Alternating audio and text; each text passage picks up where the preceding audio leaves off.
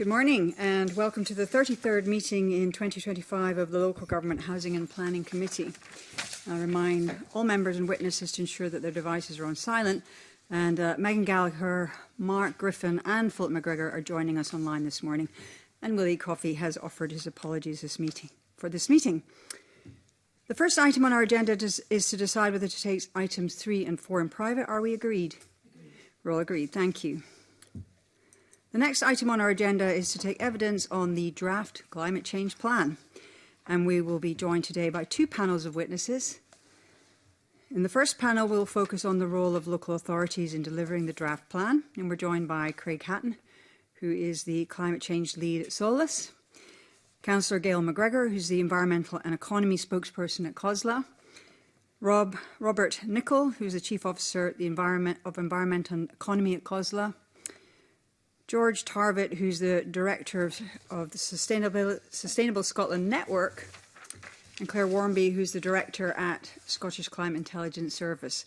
And I welcome you all to the meeting. There's no need for you to turn your microphones on. We'll operate them for you. And we're going to start with our questions. So I've got a first kind of initial kind of general area. And let's see. This is a question around the current position for councils to deliver on net zero, and to what extent you have the sense that this climate change plan, as it currently is, would help you drive that progress that needs to take place. And maybe, Gail, if I could start with you, that would be super. Absolutely, and thank you, Convener, for inviting us along this morning. I mean, obviously, local government fully supports the plan and the delivery of the plan by 2045. How we get there, when the devil will obviously be in the detail. We're committed to working with Scottish Government to deliver the plan, and I think at this particular point, what we need to see is probably more detail on the deliverables. Obviously, the plan focuses on Scottish Government policies, which are costed, but what it doesn't take into consideration is the role that we play within that just transition and the areas that we need to cover locally and how that will be funded and surety of funding and multi-year funding. So I think the concern for us at this particular stage is that we need to work with government, Scottish Government, to probably co-produce essentially a route map of who does what, when, how and where, and then ensure that the funding behind that is sufficient to cover it as well. But colleagues may wish to pick up on other areas. Sure. Yeah, anybody else want to come in?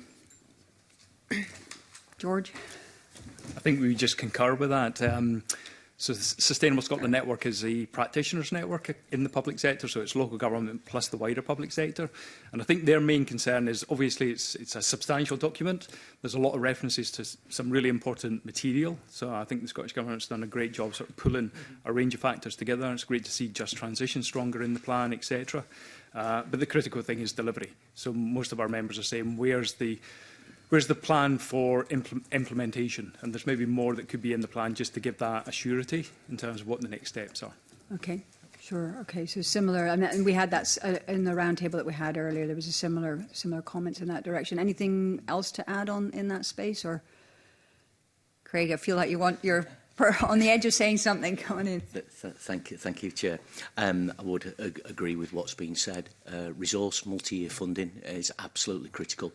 Local government absolutely committed to climate change, as the papers and has been well presented previously, that most, if not all, councils have declared a climate emergency, and clearly the ambition is there, the desire is there, but we need the clarity around delivery plans. We need the resource in terms of multi-year funding. We simply do not have the resource while dealing with all the other challenges that local government are facing at the moment. And capacity and expertise is equally required. We have really well-established networks, so working with SSN, Scottish Climate Change Institute, the framework, the Climate Delivery Framework. So we're getting the infrastructure to support the delivery in place, but we just require the funding and clarity on the route.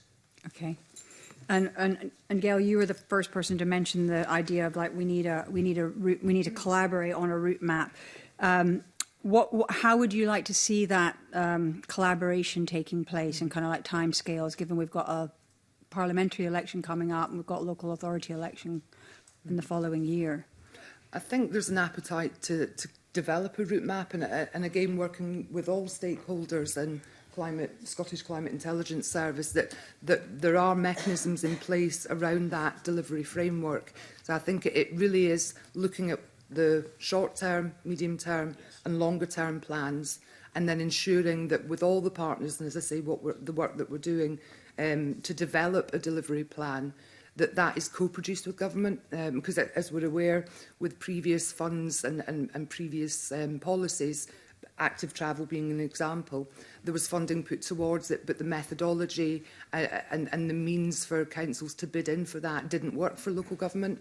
But through continuing discussions and working with Scottish Government, we've been able to create a much more straightforward way of dealing with active travel, and that's just one example. Right. And the same could cut across transport and heating buildings and all the other things that we're very much entrenched in. So that co-production with partners and the data and the analysis that's coming out through Claire's work, I think will be really important to that. Yeah. So is the framework of the Verity House agreement, is that what's helping that better communication to design, co-design? I think within this brief it certainly is, yeah. And I mean, I'll look to Robert, who does a lot of the officer work, but certainly within that political space, there's a real appetite for us to work together. And we do have a climate oversight group now, which is actually meeting tomorrow afternoon. And that's myself and the Vice President at COSLA, Susan Aitken from the Glasgow Cities Alliance, with Cabinet Secretaries, plural. And I think that that's a real step forward, that we're in the room together and we're looking at that sort of finite detail of what do we need to do in transport, what do we need to do in buildings, what do we need to do in that planning space, who's doing it, but ultimately, how do we fund it? Do we have the skills? Do we have the capacity? And I think that we have to be cognizant of the fact that we've got a £750 million shortfall in social care. So we need to ensure that government fully funds the essential stuff that we're doing as a statutory function, that then enables us to get on with, you know, this incredibly important brief as well. So it's not just about the climate delivery plan, it's about ensuring that the shortfalls in the rest of local government are covered so that we can get on with this.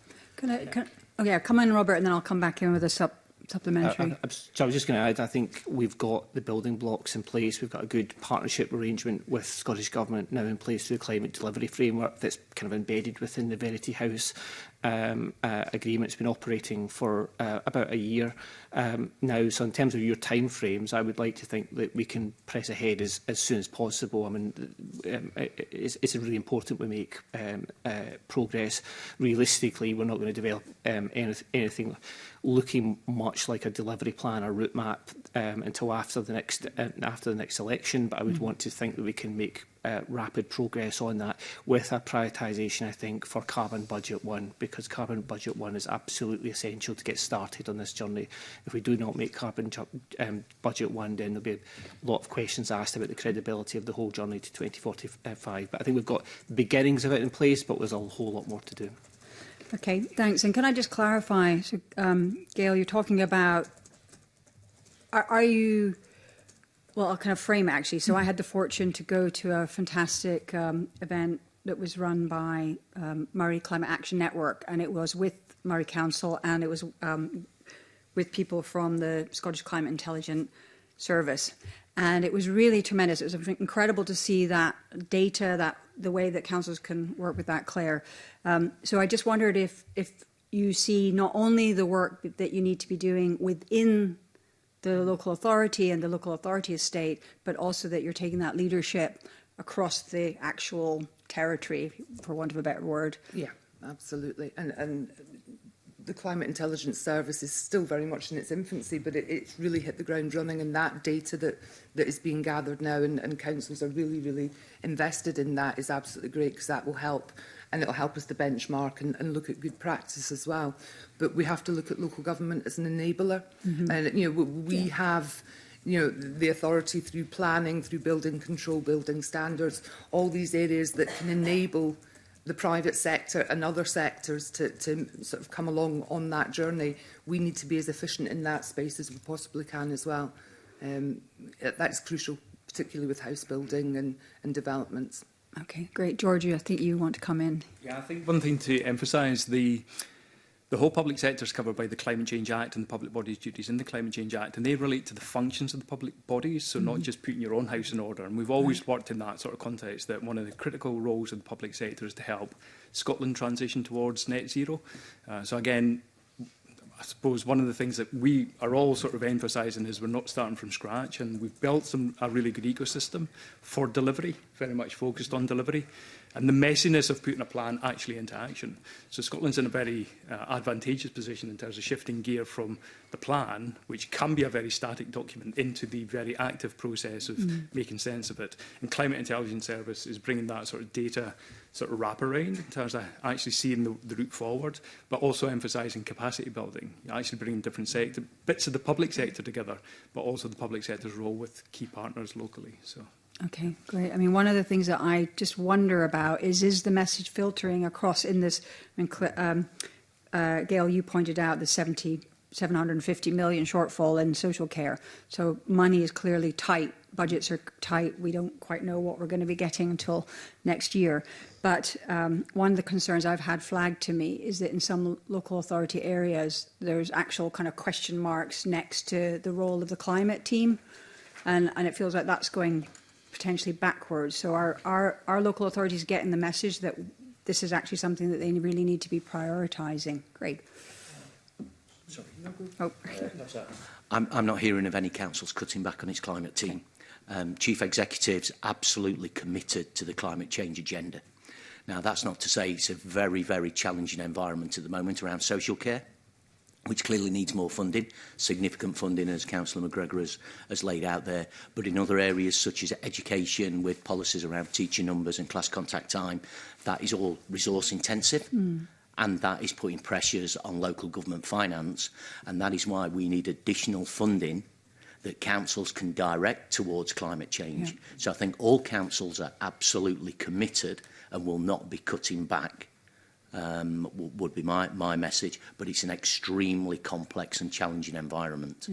Yeah, sure. Well, certainly climate is one of the government's stated 3 collaborations under the Verity House agreement, so we'd hope to see that there's good funding in that space. Claire, come on in briefly. Sorry, Gail. Yeah, I think I totally agree with Craig, but I think what we need to be realistic about is that they are very small teams in local authorities, so not cutting back on an already very, very small team and that sort of lack of capacity. If we're to do more, we're going to need more funding, and that's both revenue and capital. We need to have the right infrastructure in place, but we need to have the people with the skills in local authorities to assist with that journey. So small teams are very vulnerable because they're stretched. Okay, great, thanks. I'm going to move on and bring in Evelyn Tweed in the areas of maybe going deeper into funding, skills and capacity. Evelyn. Thanks, Convener.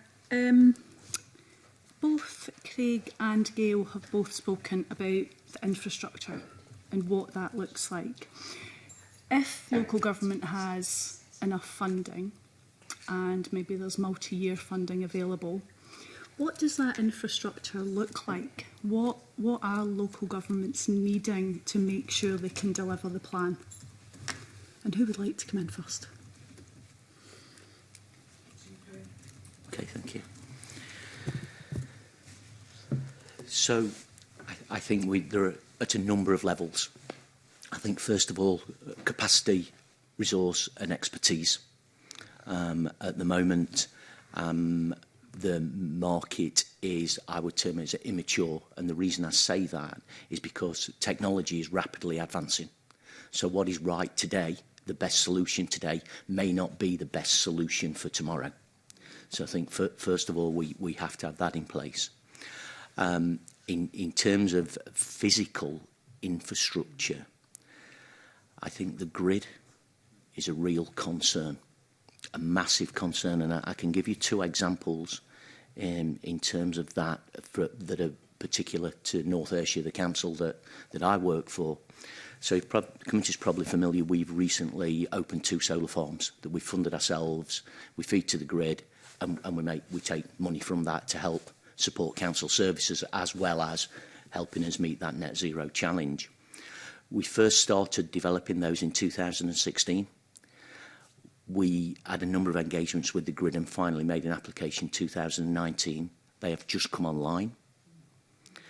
The grid costs have doubled, so that makes it very uncertain in terms of developing business cases. Now, the council are funding those, but if we were looking for private investment for those, that makes it incredibly difficult. So that is one example. I've also got an example of a community initiative, again a solar farm on the Isle of Arran. And they were originally given a grid connection date of 2028. Then they were told it would be 2034, and now it's come back to 2030 as of last week. But how long that date will stay in place, who knows? So that is very, very difficult for communities to become energised in developing what are fantastic initiatives when there's that great big uncertainty there. And we're obviously working with that community group to help them develop the capacity, the expertise, bring in the right people, etc. So that is a really big variable. But back in sort of the officer space, developing the infrastructure, we've got great networks set up already. The Climate Intelligence Service, SSN, the Climate Delivery Framework, practitioner groups, all coming together to share expertise, but it's the resource required to deliver and the plan to deliver the real priority. Thank you.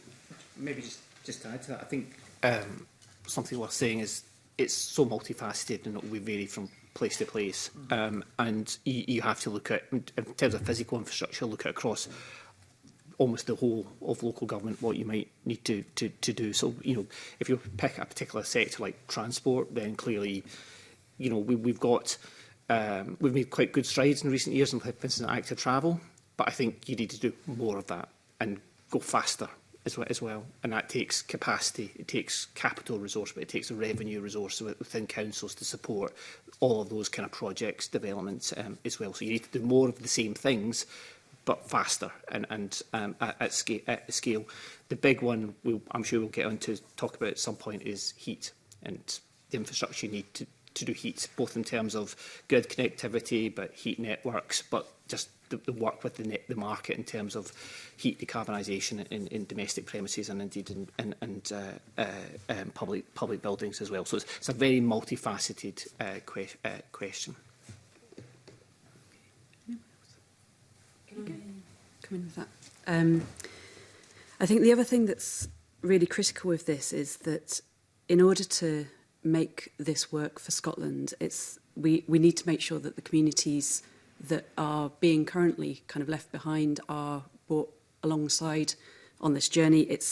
So there's actually a huge amount of work that's needed to make this transition work for people, and that often means working with communities that frankly aren't the ones that are producing the largest amount of emissions, which means that we really need to kind of invest in that, and that means making sure that travel and transport work for people, that they actually have access to, you know, sustainable transport to get them to jobs, that we have we start with like thinking about heat and the energy efficiency to make it more cost effective for people.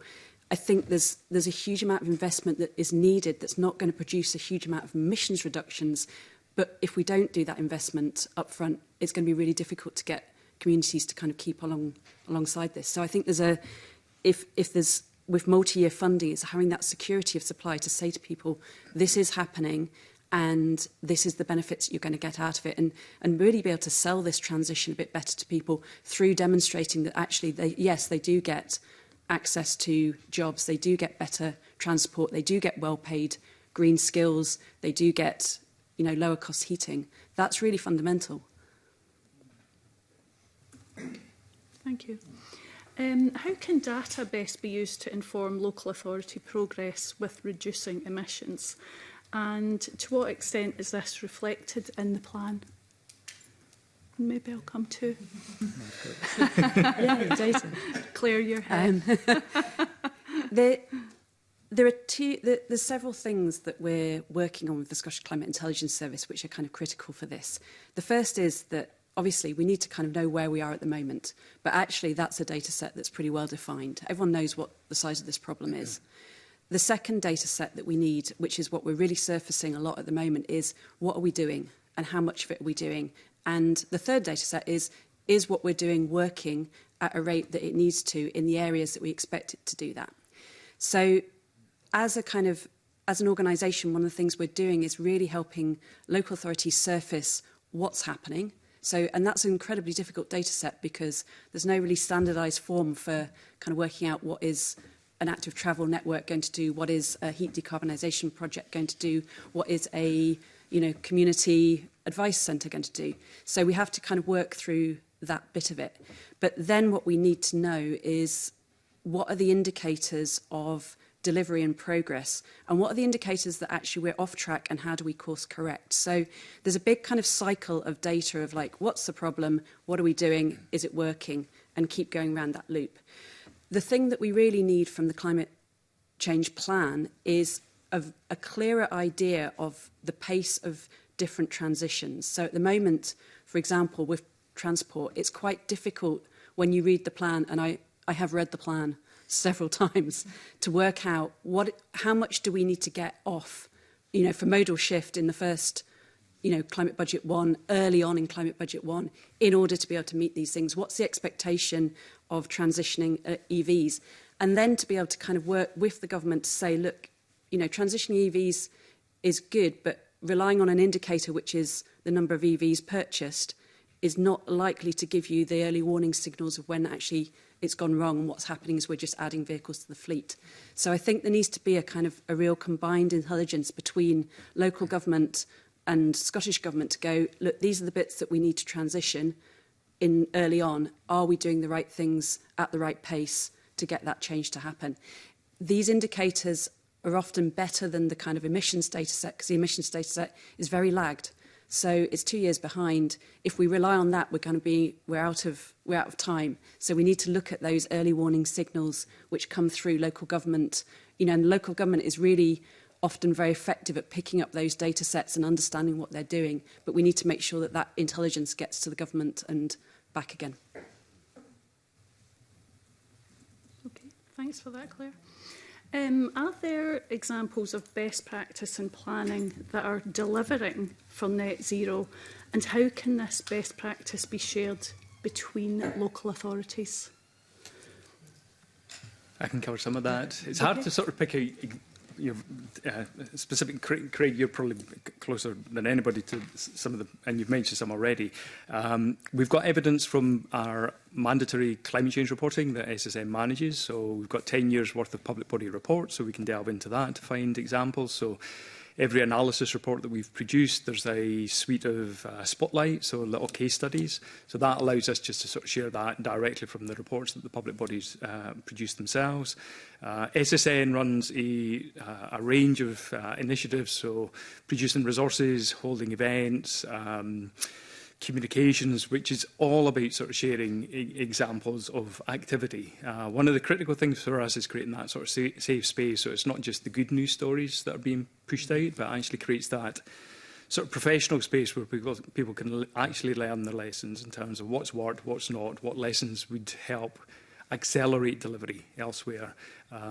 We could do far more if we had more sort of stable and long-term solid funding. Some of that is starting to come through. Local governments made a commitment recently to SSN in that respect.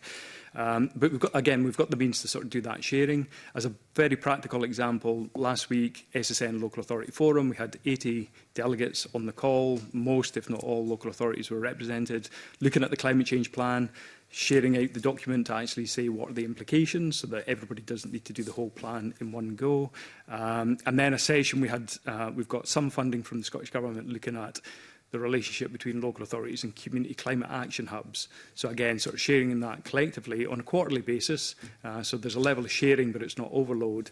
And very much working with our members to sort of co-design and co-develop that work. So we've certainly got practical means. I think Climate Intelligence Service does a lot of that on the area-wide space in terms of our colleagues in the Improvement Service looking at bringing transition teams together within local authorities, so you get cross-departmental learning in terms of actually what works in different departments in terms of delivery, and then more widely on the sort of area-wide basis, whether that's engaging with the say top 10 employers in your area, or again the sort of community climate action hubs. Ask you on the point about the good news and the bad news stories, because I think that is so important for local authorities, isn't it? Especially when you're looking at new technologies, doing things different ways. Yes. Do local authorities, are people feeling confident enough, and do they think it's a safe enough space to be able to tell you the bad news stories? I would say SSN has created a lot of that sort of trusted space, and that's what people value a lot from SSN. One of the great assets that we've got is the SSN steering group. So it's practitioner representatives, but also representatives here are sort of copied in or welcome to the meetings. Scottish government officials come along, so it creates that. It's almost like the social capital that allows you to sort of actually do the in-depth learning. And that's also helping our practitioners keep up to speed in terms of policy changes within the Scottish Government, because that is a complicated thing and quite opaque at times if you're sitting in a local authority in, across the country, actually reading the ruins in terms of direction of travel or knowing when things are coming out, just to make sure that local authority officers are as prepared as they can be. But I think it's fair to say the SSN has created that space, and it's long-standing and well respected. So, yeah. Thank you. Just to give an example, fairly recently, 6 local authorities, along with Edinburgh City Council, put together a structure where they're collaborating on EV infrastructure, which is absolutely brilliant. Edinburgh City's leading on it and essentially sort of doing the administrative side of it, but 6 local authorities are involved in that, and it's bringing in a company to maintain and look after the infrastructure as well. So that's just an example of really good collaboration across 6 authorities who aren't actually bordered with each other, interestingly. But it's just that scale of bringing that number of authorities forward that made it worthwhile for a private company to bid in to actually maintain and manage that infrastructure. So that's just an example. And I think the 3 Ayrshires have a similar joint cross-border initiative as well. So, yeah, there's a lot of good collaboration going on out there. Government of working together back in the 2010s, the Clyde Valley Waste Partnership, diverting waste from landfill, 5 councils coming together to procure energy from waste plant and gain economies of scale. Around that has really reduced resources, certainly for those emissions for those councils, landfill gases. But I was going to make reference to to our solar panels in North Ayrshire, because we're the first in Scotland to develop those, and the Accounts Commission commended the work that we did with the English and Welsh councils to gain that experience and expertise. So it's about looking beyond Scotland. Denmark are doing a lot of work. We're certainly linking with Denmark through SSN about some of the practical examples there, so we can bring that best practice back, because when you're doing something new and different, mistakes will happen, things will go wrong. That's okay the first time, but learn from that. And I think local government has got a great network of sharing those experiences, and I do believe it is a safe space. I really do believe it is a safe space. And that goes from Solace, the organisation that I'm representing today, chief executives, through to professional organisations such as SSN and wider officer networks, APSI, the UK Public Service Excellence Association, lots of forum there where people are sharing experiences on that UK basis, but also reaching into worldwide experience. So there's lots and lots of examples, and some of them are given this morning. Yeah, I was going to say, I agree with that Scotland has a very effectively networked public sector because of the investment that's been put into the existing networks. And we've heard that from we work with a Swedish partner on the Climate Intelligence Service for the online platform, and they're constantly kind of surprised at how much Scotland local authorities work with each other. One of the things that we're doing with them is building an intervention library so that local authorities can share interventions that they put on their online platform, share them with other local authorities as best practice. We also have a kind of a way for them to report barriers, so that and some local authorities have actually even asked to be kind of spotlighted for barriers so that they can talk to other people about what those barriers are. And we're also trying to use the platform for surfacing other partner interventions, so through the SSN data set that's collected, but also through the private sector, because one of the things that we're kind of trying to encourage is that people see on an online dashboard that this is a collaborative multi-stakeholder action in an area, that we can start to get some confidence in the transition because private and public partners are saying, yes, we're doing this, we're buying EVs, we're putting in heat pumps, we're putting in heat networks, gives people the confidence that transition is happening. So I think there's a huge amount to be, really grateful for in Scotland in what we do, but those networks and the kind of the way that they work need support and investment as well. Thanks. Thank you. We're going to move on, and I think you started to touch on the regional partnerships, but I think Alexander Stewart's curious about that area. Thank you, Convener, and good morning, panel. Each council has a very ambitious target to achieve, and you've explained some of that this morning when it comes to the framework and the delivery plan. And you've also touched on collaboration that seems to be working well across a number of the regions, and that's very much to be welcomed. But you've all touched on the investment, and not much of it will be achieved if there is not the sustained investment to put into making this work. Yes, by having a regional support network, you can share some of that cost and you can share some of that burden of the budget. But at the same time, it's not going to achieve if you don't have the continued investment coming behind it. So you've made quite clear this morning that there is a good collaboration, there's a good network, there's a good framework. But it would be good to get your real flavour on how successful it could be if there was that channelled investment. And we've talked about multi-year funding and processes along that line that will help to make that happen.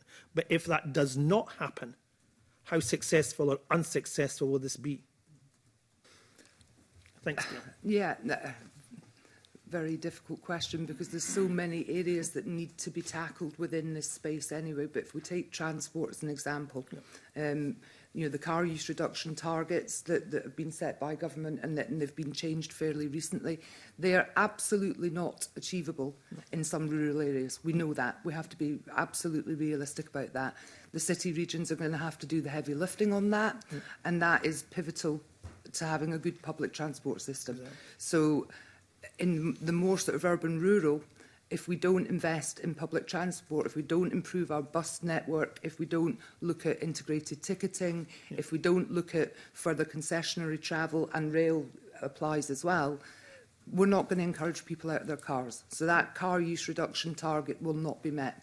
And that's going to take a massive amount of investment and a massive amount of, again, skill and expertise within local authorities to reshape bus contracts and look at where that bus network needs to be working. So transport is pivotal. It's going to take billions of pounds worth of investment, let's be honest. But if we don't look to start to make that investment, whether it be through our RTPs or regional collaborations, we are not going to reach these targets, and we have to be absolutely honest about that. Now, local government does not have the funding to do that on our own, so that commitment will have to come from both UK and Scottish Government. It's not just Scottish Government, and we need to look at what they're doing in other parts of the UK. So Manchester's a really good example where they have an incredibly good public transport system and integrated ticketing, and it's helped. But if we don't look for that ambition, we're not going to meet these targets, pure and simple. And, another major area might be the heat networking support. Yes. And once again, there is a rural-urban dilemma when it comes to that, and asking people to put that into the system. And to have that, once again, these targets are unachievable in certain areas.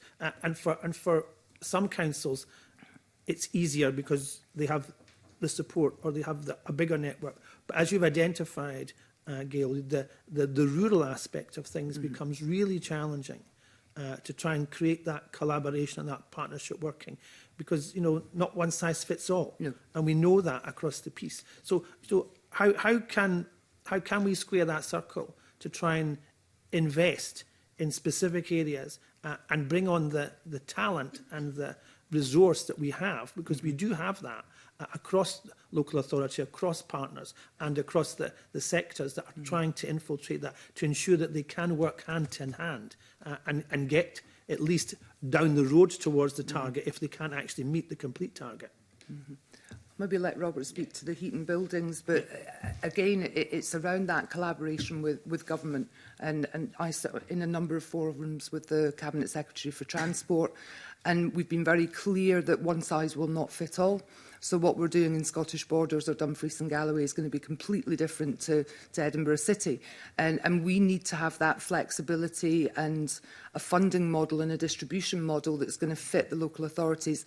And I would say at the moment, and Claire will probably have data on this, that it's weighted towards the city areas, and the investment in the subsidy is more likely to be seen in the city regions than in the rural areas. And that doesn't enable our rural authorities to invest. But on heat and buildings. I mean, maybe just on some general points first. I mean, I think going back to the first one of the first points was made, you have to understand the challenge. So to put the resources in the right place, you have to understand what the problem is and where the problem is.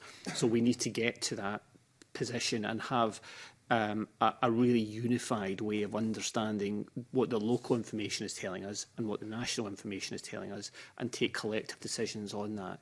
And I think that's going to be really difficult. But until we have that, until we know that, we could put money in the wrong places. So we need to have that picture and then start to have a really difficult conversation about aligning resources against those most important things. And that's one of the things that we want to get to with the climate delivery framework. We're not there yet, but we would hope to get there with whoever forms the next next government. Specifically on heat and buildings, I think we just to make some points, we recognise the importance of that alongside transport. Heat is the other massive sector, and it has proven really difficult to put the things in place to make the progress that we want. I think the climate change plans has some positives in it, but it also moves a lot of the hard discussion into the future. But we need to prepare for that, because we can't just wait for that to happen. Otherwise, we'll miss the carbon budgets in future years. And Robert, you identify there that we need to be realistic about where we go with this. And I think that there is government has a belief that you'll get there.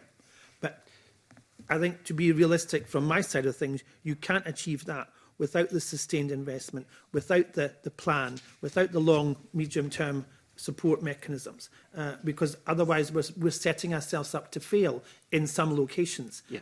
And that is not the goal of this process. The goal of this process is to work together to make things happen, achieved. But in reality, as we stand today, I fear that we're not anywhere near some of these processes. So just to come back on that a little bit, I think where I would want us to be as an officer, where I'd want us to be is to surface a lot of that really difficult stuff, because you're right, we don't want to be just saying, oh yes, it'll be fine, we're going to make it someday. And that's not how you achieve things. You achieve things by breaking things down, looking at the problems, agreeing who's going to do what, where the money's going to come from, and then pressing ahead. That's the kind of methodology we want to bring to this. And I think it's different to maybe what has gone before, but I think it's fair to say we haven't done as well in terms of delivery, and we want to see a really big change in that, and that's the way we would want to go about it. And clearly, I mean, Gail touched on data. Do you have some of the data there within the process, or how accessible is that, or how realistic is that? So we're at the moment producing the first kind of cut of the data set, which we're analysing for both local authorities and for the Scottish Government, which is about the interventions that are in the system against different policies. So at the moment, what we've got is we've got an understanding of what policies there are available to us, but we need to then track that to what's actually being delivered. So what we're doing is an analysis of what local authorities are saying is currently in progress or in planning on the ground versus what the policies say. That then needs to be we need to work out what those interventions then actually deliver in terms of transitions, which is what we need to get to make the policies. And I think that we know very well where the emissions come from for different local authorities across Scotland. There's a very effective picture of different sectors. So yes, it's true that you know, the Climate Budget 1 will not be delivered evenly across Scotland because of that urban-rural divide and what happens to transport and what happens to heat.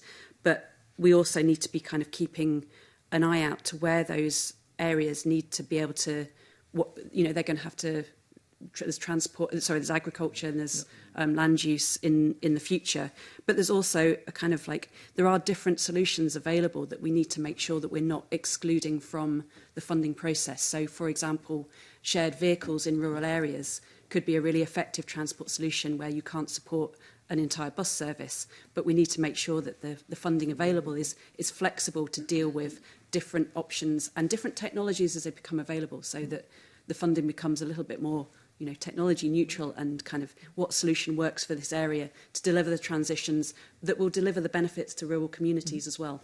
So we're starting to get a really good data set on this, probably better than anyone else has in the world, because we've got all 32 local authorities submitting stuff at once. But it's a huge amount of work and effort by a very kind of stretched team of officers to get this data in and to get it in the format that can be used to provide that analysis to see what's working. So it's just to make that people aware as well that this isn't, you know, there is an opportunity cost to doing this, which is that there is a lot of officer time that goes into this. And I think, Craig, you know, that officer time is vitally important. That, you know, you've got huge demands on your time and your talents, but this is a major aspect of the Scottish Government's way forward, and it will continue to be, I have no doubt, in the next Parliament and take up a huge amount of your resourced manpower and management time.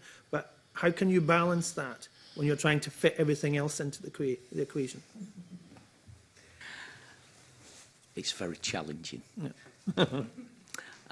If I think about my time, social care and the financial picture there is very, very challenging. I'm here representing Solace, but if you think about North Ayrshire, one of the areas in Scotland with the highest levels of deprivation, 40% of our residents live in deprivation. So how do we make sure we've got the resource to deliver on climate change whilst trying to address those challenges around poverty, deprivation and the additional demands that they bring on our services, hence some of the financial pressures that we are facing. And that's replicated across Scotland. So incredibly difficult.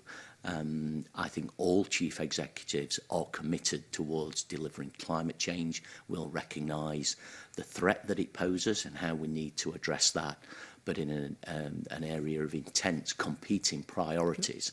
And to be perfectly honest, social care is here today, it's here and now.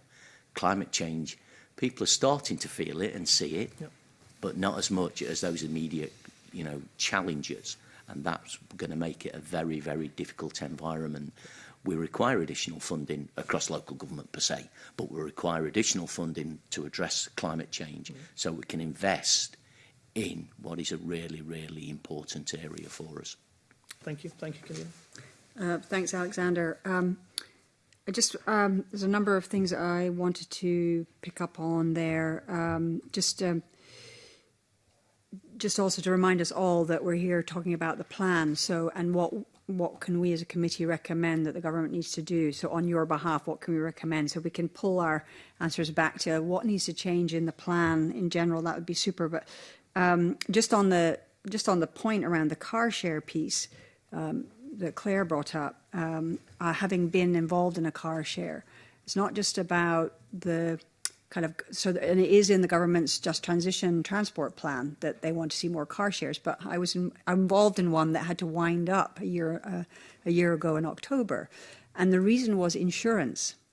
So there's a whole lot, and so Craig, you were talking about infrastructure earlier, like physical infrastructure, the grid, but there's other kinds of infrastructure that we need to make sure is in place in order to be able to kind of carry out this plan.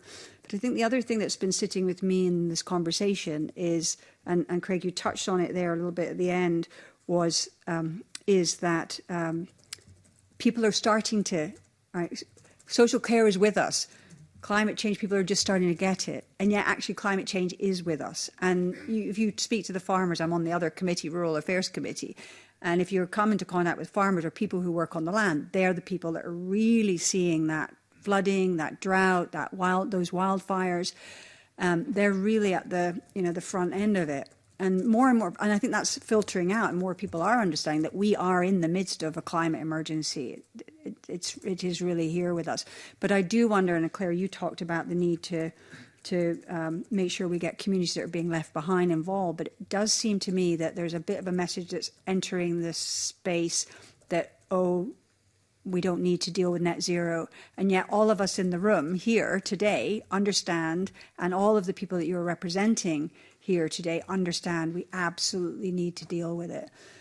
So in what way can we support the government? And this is a general question. We're going to move on to some specific policy areas, but in what way, just in your thinking in the response to the next questions, can we support the Scottish Government to really run with that? And what do we need to do in order to help bring, and maybe this is the Climate Intelligence Service, I don't know, help to bring more people on board to recognise that we are actually in it. It's not just starting, we're in it, and we should have been doing this 30 years ago. And that's why it's so difficult now, because we're having to do it all of a sudden. And you've got, in my region, so many, Highland Council, for example, dealing with so many wind farm applications, and people really being understandably distressed by that intensity of what's needing to happen. I'll chip in first. Yeah, lots of questions in there. Thank you, Convener. Just looking at taking our communities with us, I think Craig's absolutely right that we know from consultation in local areas, and we're very good at working with our communities, that there can be a bit of resistance to active travel schemes, some of the climate change agenda that doesn't seem to be as tangible to a lot of people. As a very recently retired farmer, I know the absolute challenges of weather, and I think that when you're entrenched in that, yes, you have your mind to it, but if all you're worried about is getting a meal on the table for your child after school and their free school meal and Nana needs some social care, you're not concerned about that walkway or cycleway. So I think how we take our communities with us, how we consult with them, how we ensure that what we're creating locally to mitigate against is chiming with our communities. And it's almost a level of education in what we're doing within schools as well. And that behavioural change will not come if they don't buy into it. So I think that consultation and taking them with us is absolutely pivotal. In terms of supporting the government through the climate change plan, if I was to be a critical friend, it's a very high-level plan, and we're absolutely signed up to it, and there's no question of that. But what we do need to see is that delivery framework, the route map that I think the NZ inquiry suggested as well. Because at the moment it is incredibly high level, it's very policy driven, but it's not telling us what we need to be doing, who needs to be doing it, how they're doing it, who's going to pay for it and when. Right. And that's the granular detail that we need to flow from that and the work that our officers and stakeholders will be doing. So high level's great, but it doesn't tangibly tell me what I need to be doing in Lockerbie to ensure that we meet our targets. That's very helpful. So I'm going to now bring in some more questions, and we're going to go into some specific policy areas, some of which we've kind of touched on, and let's see where we get to with that. But again, remembering that we want recommendations for the plan. So Fulton McGregor, would you like to come in on those two specific policy areas? Yeah, thanks, Convener, and good morning to the panel. It's been a very interesting session so far, and as the Convener highlighted there, I know you've touched on a wee bit of the questions that I'm going to go and ask, but I'm going to go in and ask them anyway. And firstly, can I just apologise to panel members if you hear any background noise here? It's unfortunately the washing machine and unavoidable from where I'm sitting, but I'm not sure whether you'll hear it or not. So on the local heat and energy efficiency strategies, I know that some local authorities expressed concerns about their capacity to deliver heat networks, particularly in the submissions that we got. And I'm just wondering if I can ask what progress have local authorities made with this strategy and the development of local heat networks, and what do you think is needed to drive these strategies forward? And as I'm not in the room, I'm quite happy to pass back to Chair who comes in. Okay. Thank you. Thanks. I think I saw George indicating he was going to pick that up. Sure. Yeah. And I think thanks for the question about LHES. It's been a really important common approach across the local authorities. So it's been fantastic that requirement has been something that the 32 have worked on together. I think you had evidence from colleagues from Highland Council at a previous session that touched on this, and I think our comments would sort of chime with that. A little bit like the climate change plan, they are the start of a process. They are at the strategic level, and I think people are looking for the support to actually drill into exactly what Gail was talking about in terms of, right, what needs to be delivered, when, how, and by whom. So it is that shift from the strategy into the planning and into the delivery that people are looking for. There's a whole range of, I suppose, individual social and material challenges that are facing those that are responsible for LHEAS in terms of, are we getting clear enough policy signals in terms of how we're going to deliver, what is the route map kind of going forward. The energy price issue is always one of the first things that comes up in terms of the shift, you know, the balance between gas and electricity prices, and how that is really important to be tackled in terms of shifting the potential around electricity-based renewable technologies. And then some of it is just, again, the issues around capacity and certainty and consistency. We've got LHEAS officers out there, they've got experience in terms of pulling these plans together, but it may be vulnerable. So it's how do we actually hold on to that talent, invest in that process and take it forward. Last thing I would say is, and it's maybe an issue for Claire, they've been really useful resources in terms of helping sort of accelerate the process around the Climate Intelligence Service and the Climate View platform. At least we had that common approach to area-based LHEAS planning in place that could then fit into the SCIS process. Gail. Yeah, just very briefly, and sort of looking into other spaces that I work within. So we have the high-level group on planning performance, and this is quite a big area in discussion with that. We have a meeting again tomorrow. One thing we have been looking at is retrofitting, listed building consent, all the things that, you know, are a challenge, particularly for private landlords, for homeowners, to bring their properties up to a certain standard. Now, I'm not suggesting for a moment that we suddenly start to delist buildings across Scotland. Of course, we're always going to treasure our precious ones, but we have to be realistic that we have a lot of old buildings, particularly in rural areas. When was the last time you saw a cottage being built in the countryside, that are not fit and will never meet a standard that is going to enable people to have that heat and building target. So I think that we need to have conversations in that space around planning and some level of relaxation or permitted development rights that enable that. And again, it's just being very aware that we don't want any unintended consequences, particularly for the private rented sector and fuel poverty measures that could reduce the housing supply. So it's that in its totality. Okay. Fulton, do you want to come in with your next question? Yeah, thank you. Thanks for those answers. I'm interested, moving on, and kind of understanding how councils are improving energy efficiency and decarbonising, easy for me to say, their own stock, and what your views are on the Scottish Government's proposed target to decarbonise heating systems by 2045, and what do you think that local authorities can do to contribute to this aim? Craig. I think our own housing stock is a real challenge because it will, without funding coming in, it will have to be funded through rent increases. And clearly the impact upon tenants of that, which will be a sizable investment. So plans are in most councils being developed, but the funding again is a big issue, and how we can support that so it doesn't become a burden on tenants and we don't finish up with disproportionate rent increases in terms of our own housing stock. Councillor McGregor has picked a little bit around some concerns within the private sector and the rented private sector as well.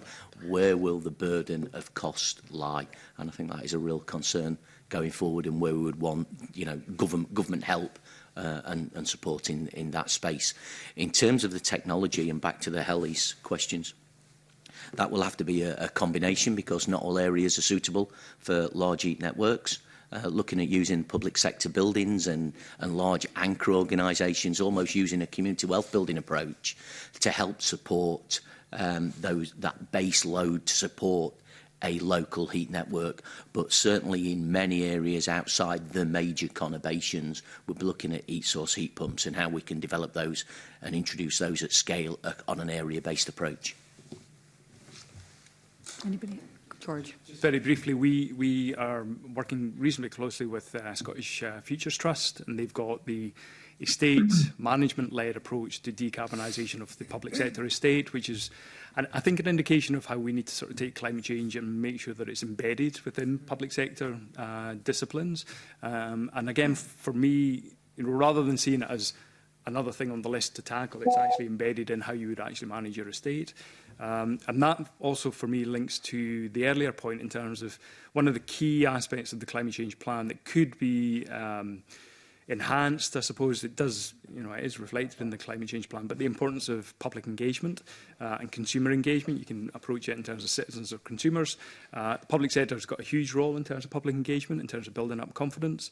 And one of the key things I think we could draw on is the fact that you've got quite a range of diversity within the public sector. So actually getting to those sort of trusted voices and actually hearing the impacts near term from people that you might not have heard talk about climate change, whether that's the farming community, emergency services, the cultural sector.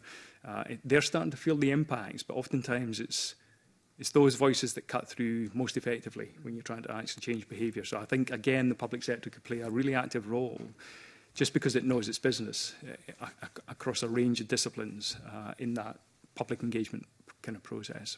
Yeah, I think that's a great suggestion. Claire?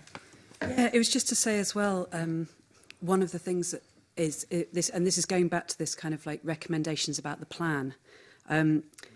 Setting a target isn't actually really a policy; it's a target, and the target might be a useful backstop to give people a framing of the situation, but without a really clear what are the levers that are going to be used to enable that target to be delivered.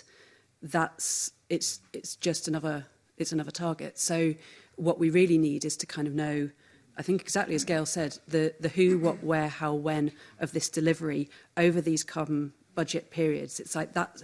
It might be a backstop, but there's not even an indication of what that backstop, what lever is used to make that backstop happen. What we actually need to go is like, right, how are we going to eat this elephant bit by bit? Because there is an awful lot of buildings to decarbonise, and some of them are very, very tricky. So I think it's, in terms of the plan, is like being really ruthless about saying, let's look at what we've got in there and make sure that what we've got here are these are all policies, not other things. Thank you for that clarity. Just on the, I think it was Craig, you were talking about the need for kind of investment in this area, and I just wonder, are we making the best use of the Scottish National Investment Bank? Could they not be supporting the funding of retrofitting social housing stock? Because you're talking about the money needs to come from somewhere, and it could end up coming from people's rent increases, which would be terrible in many situations. So could we not get investment from the Scottish National Investment Bank that is a kind of long-term loan that gets paid? I don't know. Can local authorities tap into that?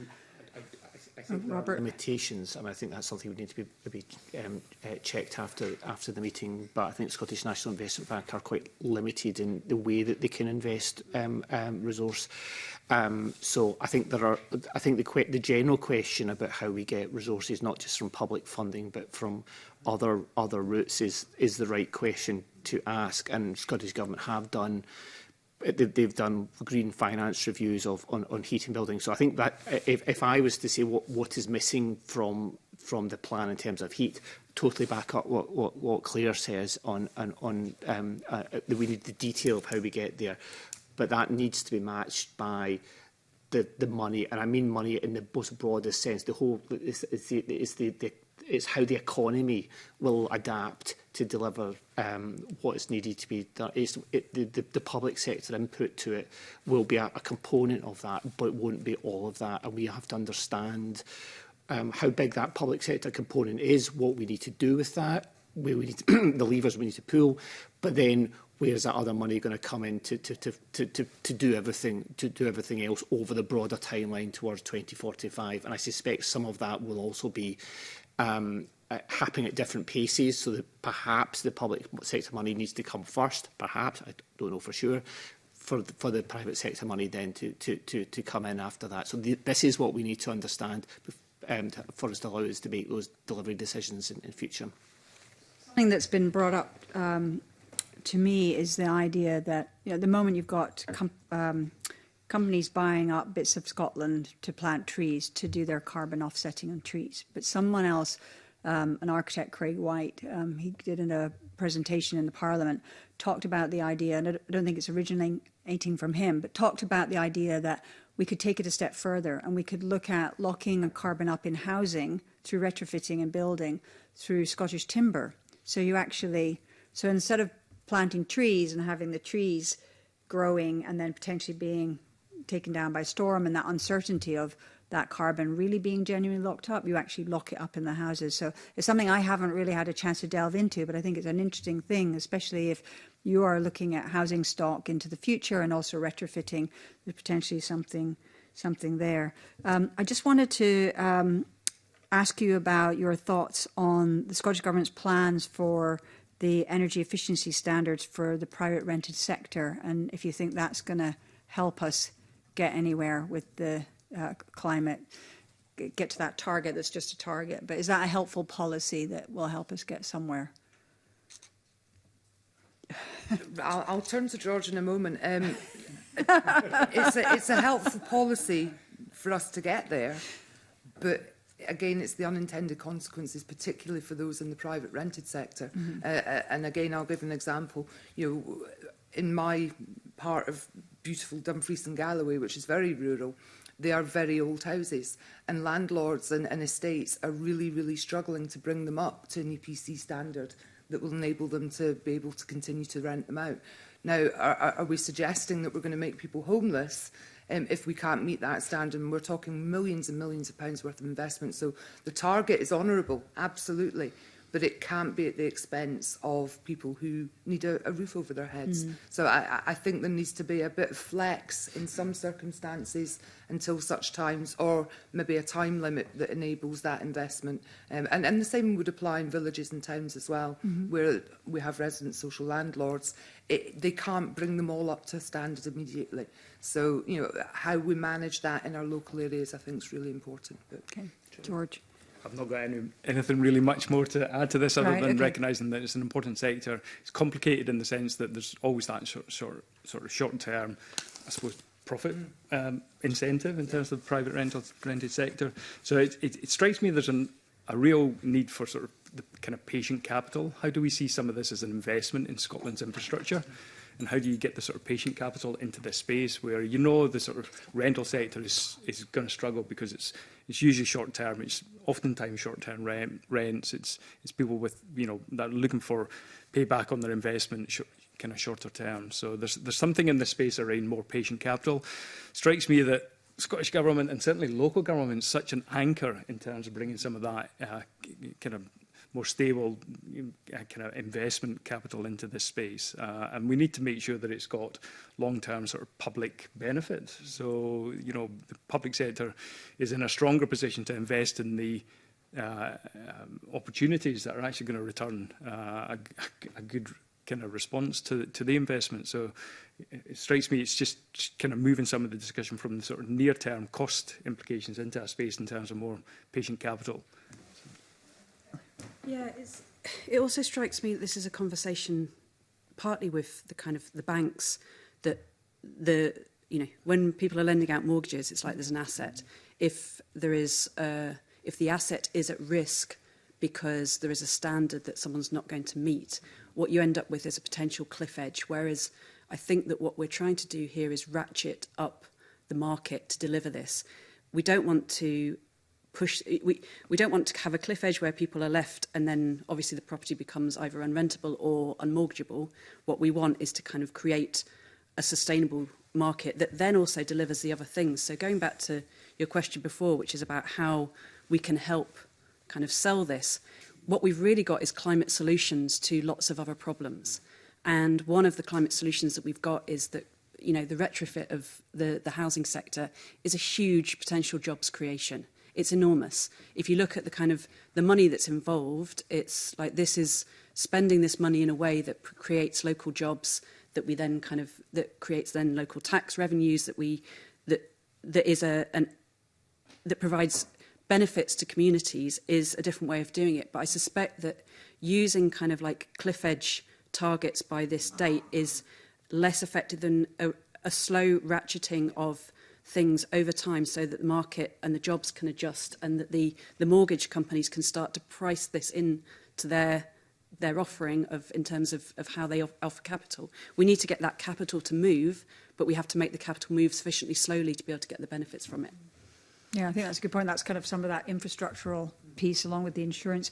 It's also interesting to me because it seems to me that somebody needs to enter the space. We need people who, like either leadership from local authority or individuals who realise that there's that job creation, that opportunity for a company to set up in, and we're going to need them all over, that are going to enter that retrofit space.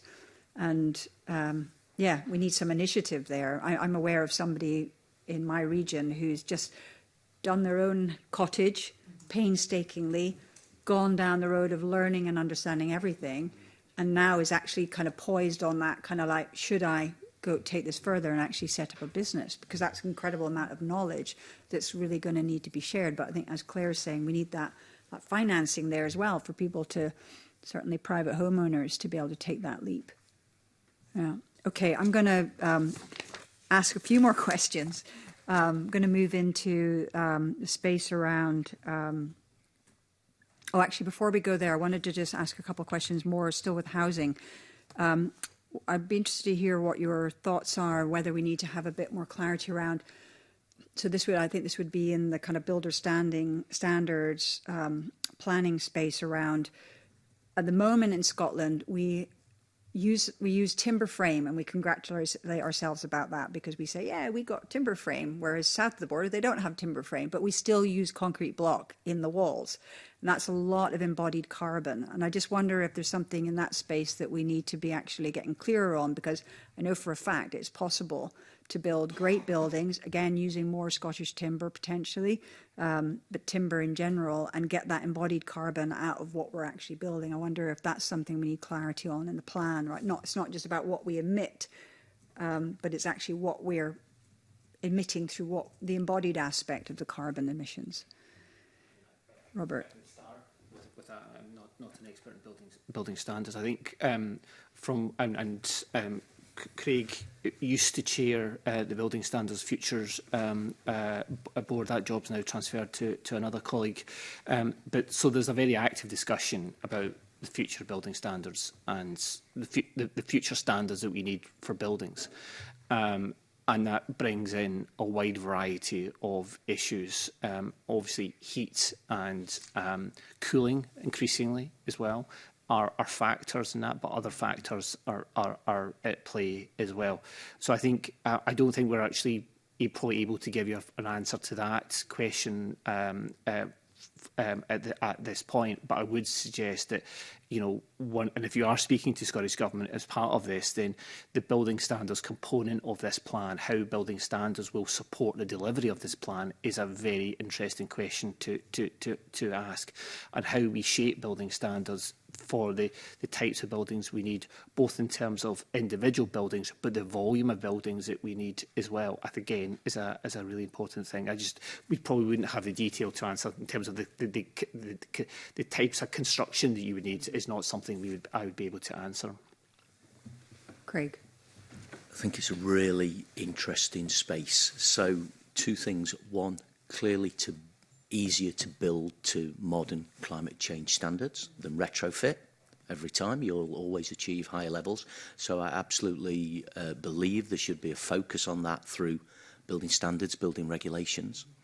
But equally so, I think we have to consider the life cycle and life scale of buildings that we construct in Scotland and the wider UK, and the materials we use, because people are investing many hundreds of thousands of pounds in a home that will retain a value. And it's really important that the materials we use and the construction approaches we take maintain a quality that will last decades, and that's what people are looking for. So it's important we get the balance. if you think around house building and adjoining properties, density of material is the best way of absorbing sound. And if we start moving that and looking at different techniques that require different levels of workmanship, different styles of workmanship, and how it spreads into things like neighbour dispute, antisocial behaviour, you know, a range of things. It's far broader than just looking at it through the climate lens. I suppose that's the point I'm making. And we must look at things in the round and not just in isolation. Great. Okay. Thanks for that. And then another quick question on the building materials, but also what we're building. So again, I have an interest in co-housing. So this kind of taps into maybe the space that Claire brought into the conversation, which is that it's not necessarily, you don't immediately think, oh, this is a direct thing around climate change and reducing our carbon emissions.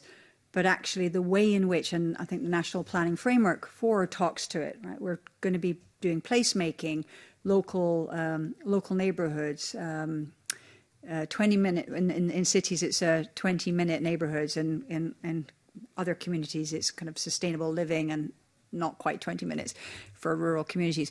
But co-housing offers that idea of kind of built-in community, a lot more shared resources, spaces, transport, kind of there's a natural fit between co-housing and car sharing and things like that.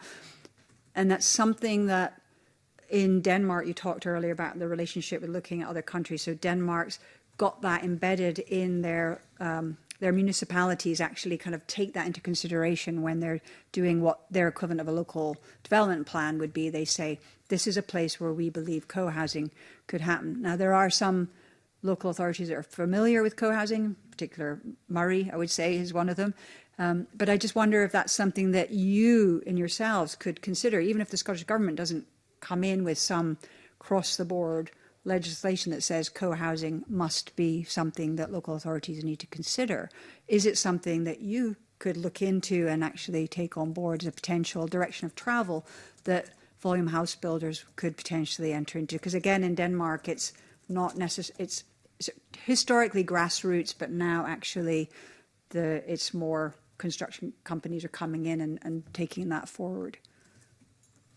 I don't know an awful lot about co-housing specifically, but I think through our regional economic partnerships, as an example, where we have many stakeholders around the table, in the south of Scotland, housing is one of our 3 key priorities. So we have a strategic plan for the south of Scotland now, and I think what's pivotal to that is identifying what type of housing is needed in communities. So in Langham, as an example, we need more 1- and 2-bedroom properties, which will enable elderly people to move into a smaller property, perhaps in a bit of a co-share sort of environment where they feel safe.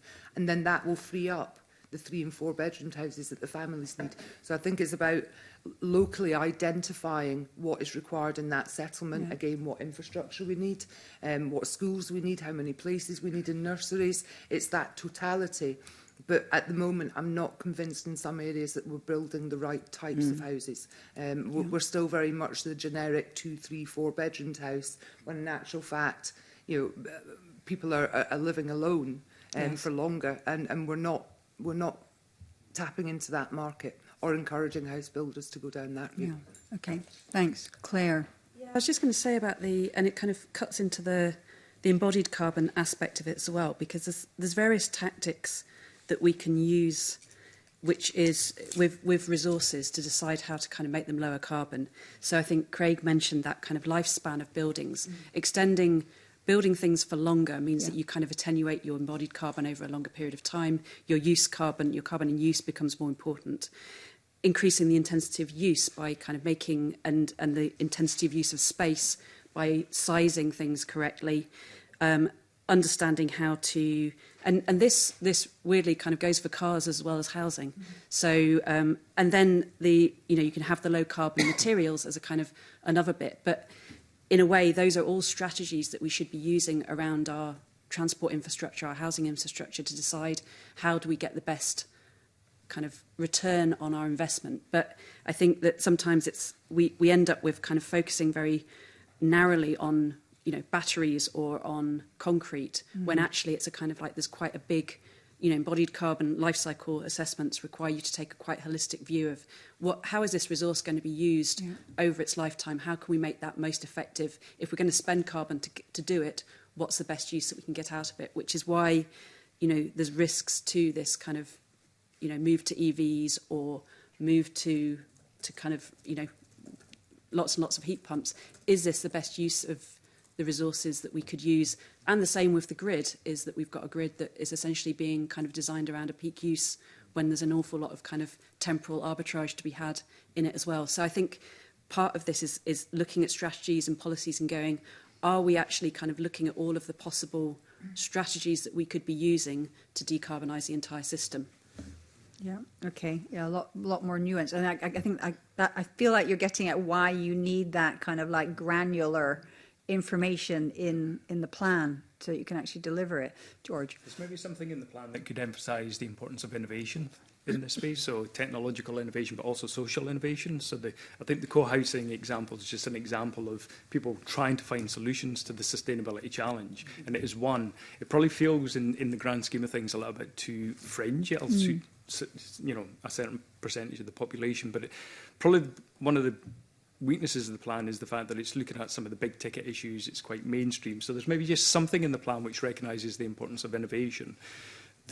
What that throws up for me is the challenge again to local government, which is the capacity in the planning system to deal with innovation, diversity, etc. So it just has that, again, that knock-on impact in terms of local government being able to respond to communities and help really empower communities to find their way in this process. So it's all really important, but it has some of those sort of skills capacity issues that kind of become important. Yeah. Okay. Great. I've got a couple more questions to ask, and I'll give you a little hint of what they are. So I'm going to ask one around waste outcomes, and then I'm going to go into some bit more. We've touched on transport, but yeah, a bit on transport and renewable energy. So on the waste piece, do you have a sense that the plan gives you that clarity of what will be expected of local authorities to deliver on waste outcomes, and how that would be resourced?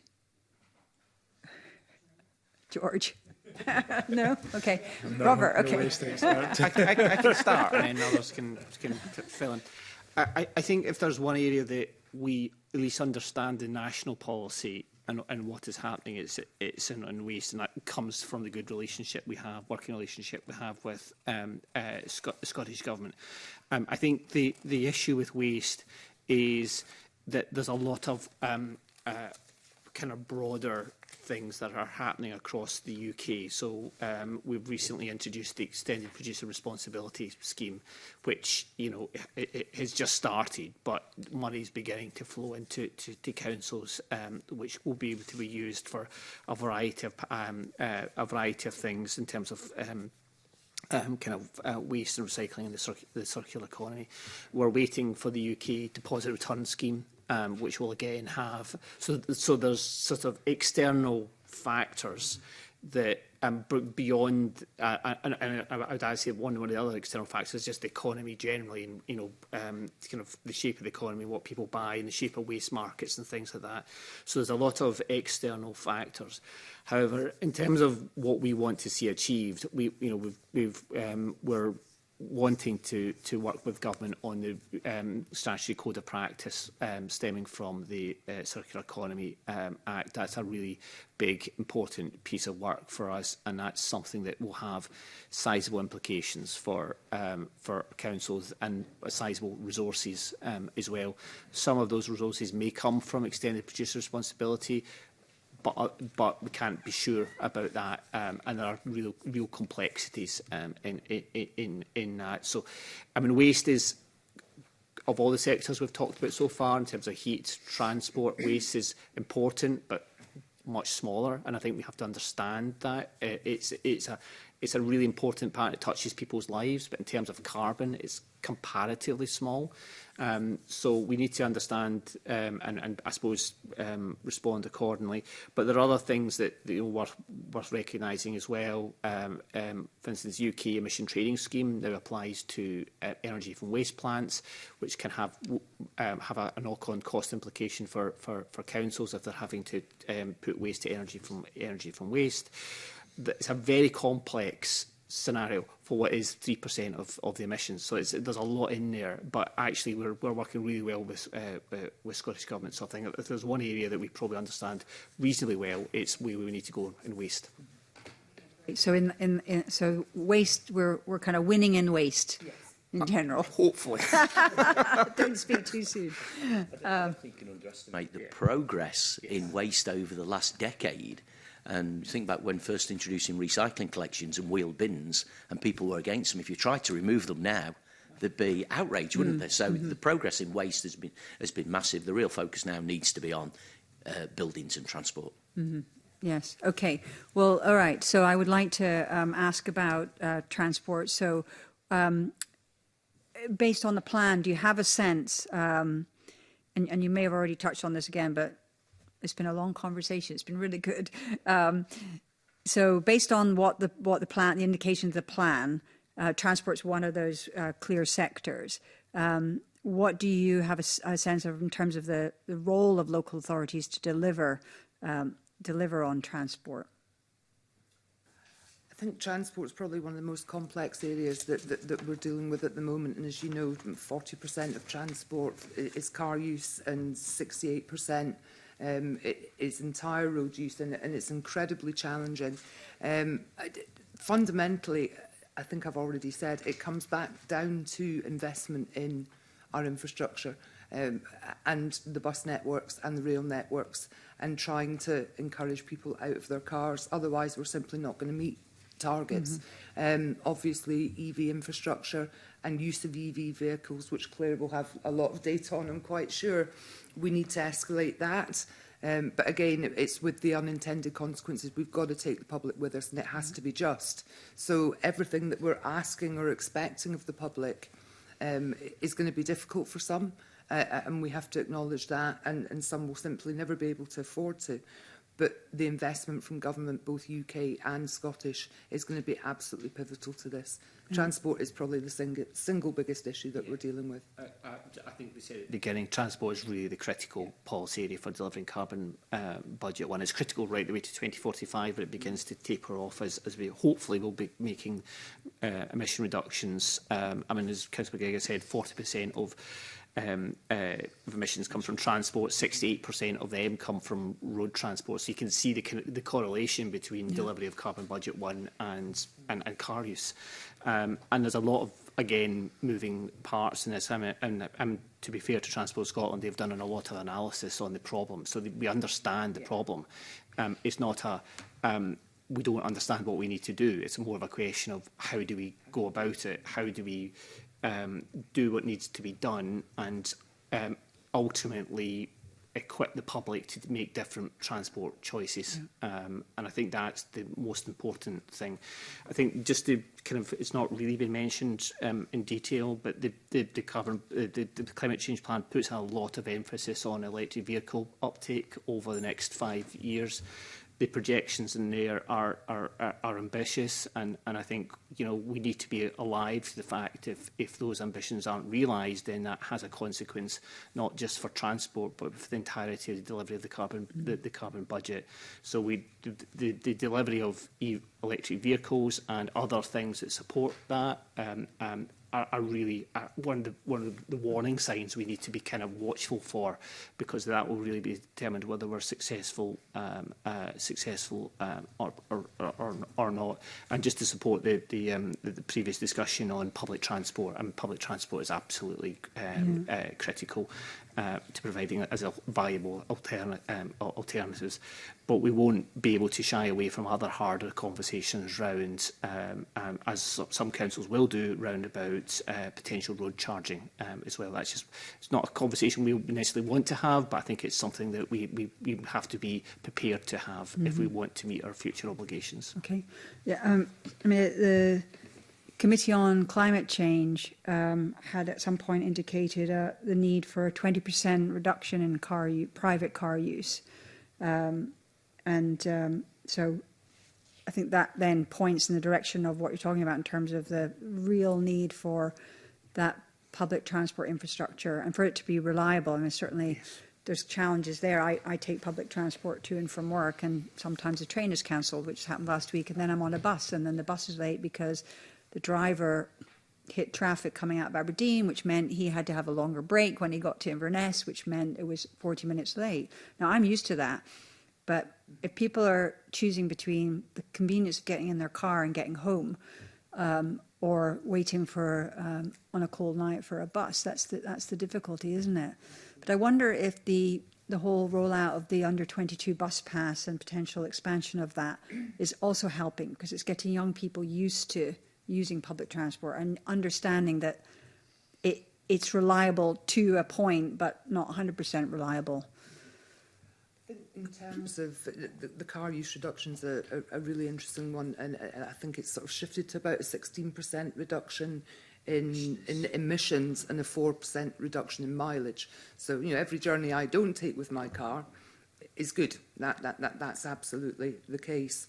In terms of the under-22s bus passes, I think it's had its challenges as well as its successes, but that's only as effective as the bus network that you have.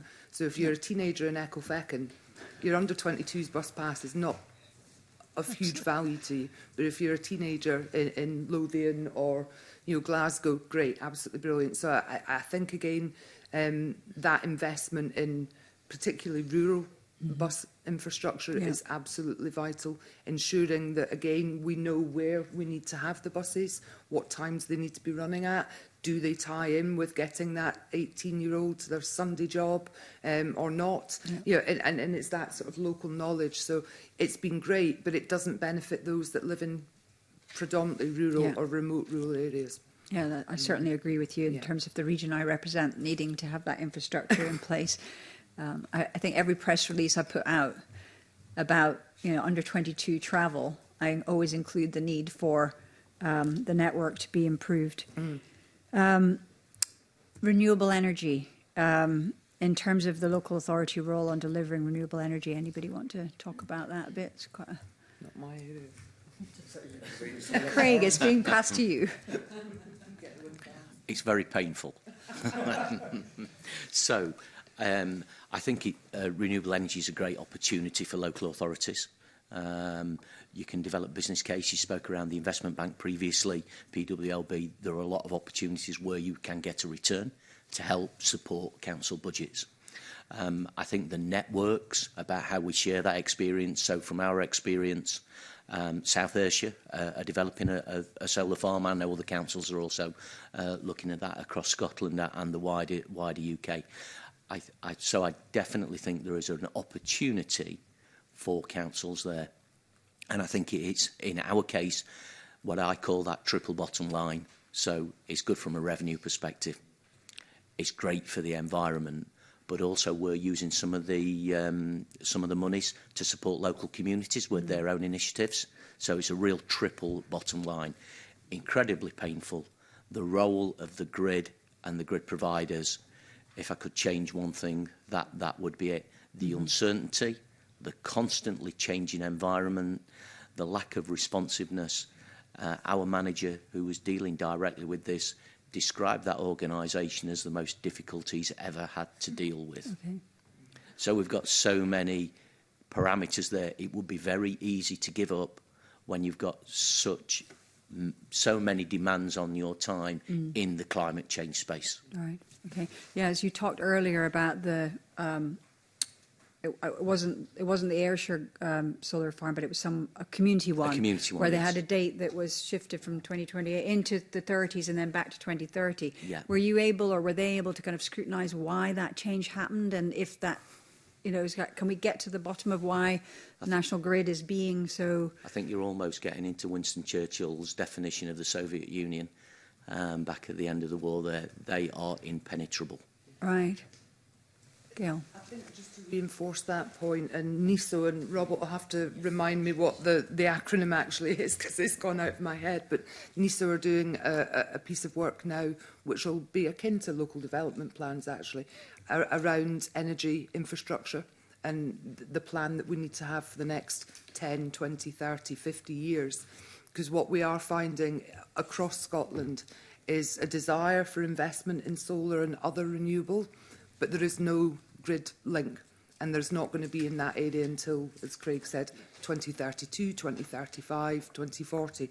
So the work that NISO are doing around that infrastructure plan, where do we need more load, why do we need it there, that will help to get the big energy companies to invest in that infrastructure. But without that, we're shackled to what we can do, okay, or what we can encourage communities to do as well. So is that something that needs to be addressed in this climate change plan with the... I think potentially, I think the interesting thing is, I suppose, the intersection between the climate change plan and broader UK policy. I think that's a really interesting intersection.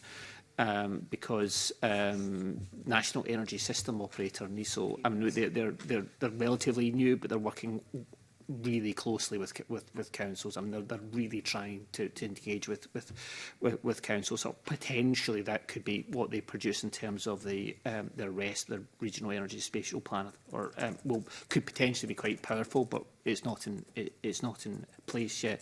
But I think it's just to go back to the point where if you kind of the board at COSLA that Councillor McGregor chairs, we frequently get members raising issues about the importance of local energy projects to their areas, and more than that, ensuring that communities have genuine benefit from the infrastructure that's developed near them. It's not a new issue, but I think it's becoming even more acute, and not just because of traditionally it might be onshore wind farms, but now it's a whole lot of other different types of infrastructure, increasingly battery farms as well, that I think we have to recognise. People look at and think, well, where's the benefit from us? Our electricity prices are staying the same. What's in it for us, sort of thing. And that issue is really one that keeps coming up at our committee. But we do work with NISO, we work with Scottish Government, but it's a really difficult area, because it intersects Scottish and UK policy. What do you think? You talked about benefit, but I think there's calls also, I'm hearing calls for ownership, some kind of real, genuine stake in it. What do you think about that? It's a good thing. That's a good thing. Okay. So we need some more support from the Scottish Government to kind of pave the way and describe that to renewable energy companies to help that process more easily. It's probably just to add to it, I mean, obviously GB Energy is a new kind of player in this area as well. So, I mean, I think there's lots of different parts to this, and I think we need to increasingly go, and for people to navigate that, they have to understand who's doing what and what they kind of, who they go to first. I think that there's a really interesting conversation to be had about how that kind of intersects with the climate change plan. Great, thanks, Claire. Yeah, it's just also that we're going through an enormous system transition at the moment with the electricity grid. So, it's really easy to forget this, but it's kind of essentially what we're trying to do now is electrify the two other big energy users in the system. I've spoken to people at SPEN, and they're kind of saying it's like we need to build what we've built in 200 years in 20 years to deal with this. So I think there's two things. I think, as Craig said, there's an opportunity around renewables. It's like, there's a benefit to be had, and keeping that benefit locally within the public sector is really important. But also enabling the local authorities are probably the people who really understand this transition of electric vehicles and heat pumps and heat networks, and where that is going to happen spatially, and being able to kind of have that communication with these national system operators to say, these are the local authorities hold this kind of future temporal planning space, and making sure that they've got the capacity and skills to be able to communicate that effectively means that we can plan the system needs out better in the future without it kind of becoming a problem. Because what we run the risk of, which isn't really talked about in the plan, and we probably need to think about these risks, is that as we decarbonise transport very heavily in the first period, we potentially soak up an awful lot amount of our grid capacity that we then need to decarbonise our heat system. So either we need to work out how we flex the system to allow temporal displacement of use, or we need to kind of work out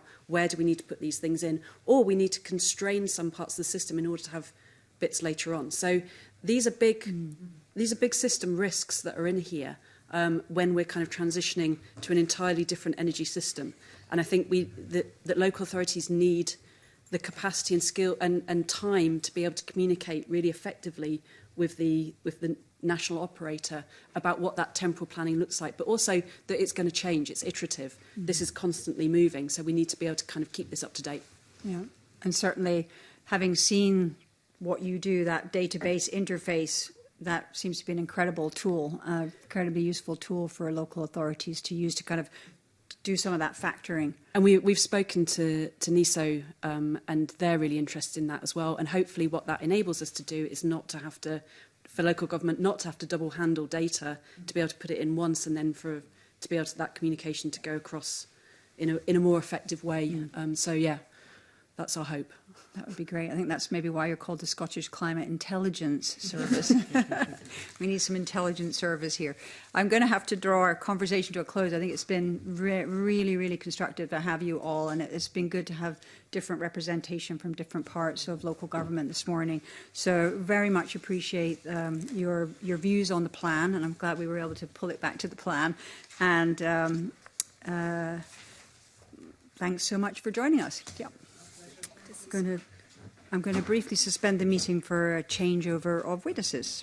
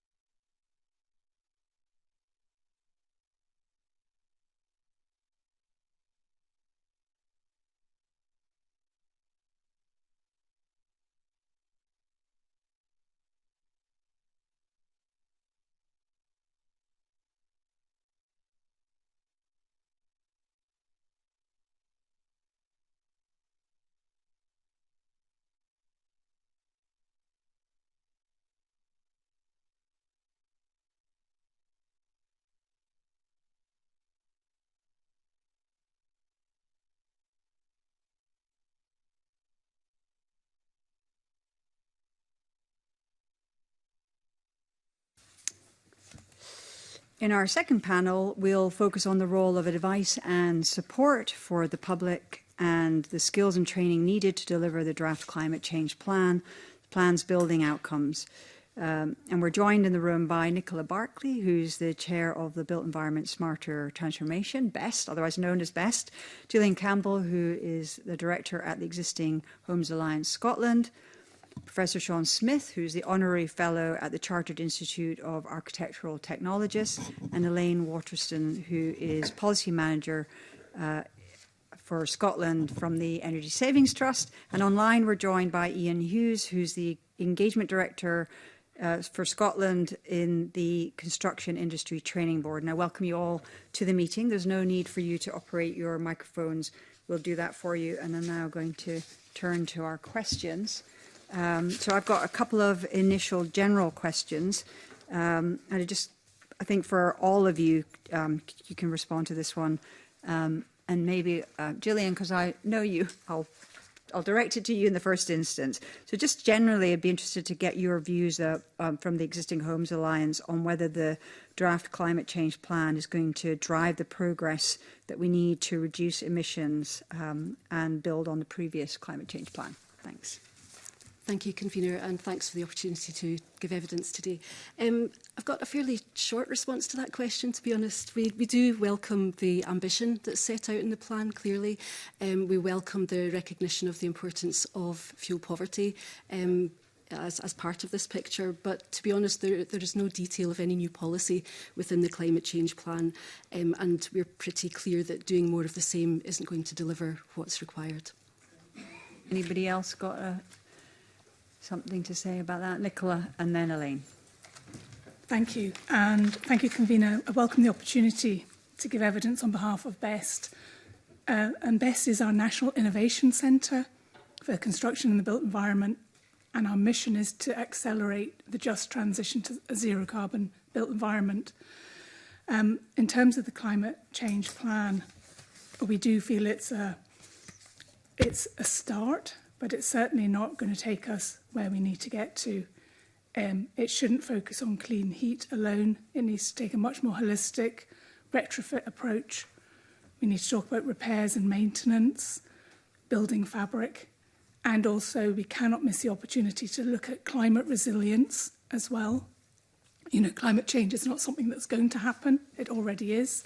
You know, the impact of heavy rain, strong wind, these all have impacts on our existing building fabric. So we need to be looking at that as part of the plan as well.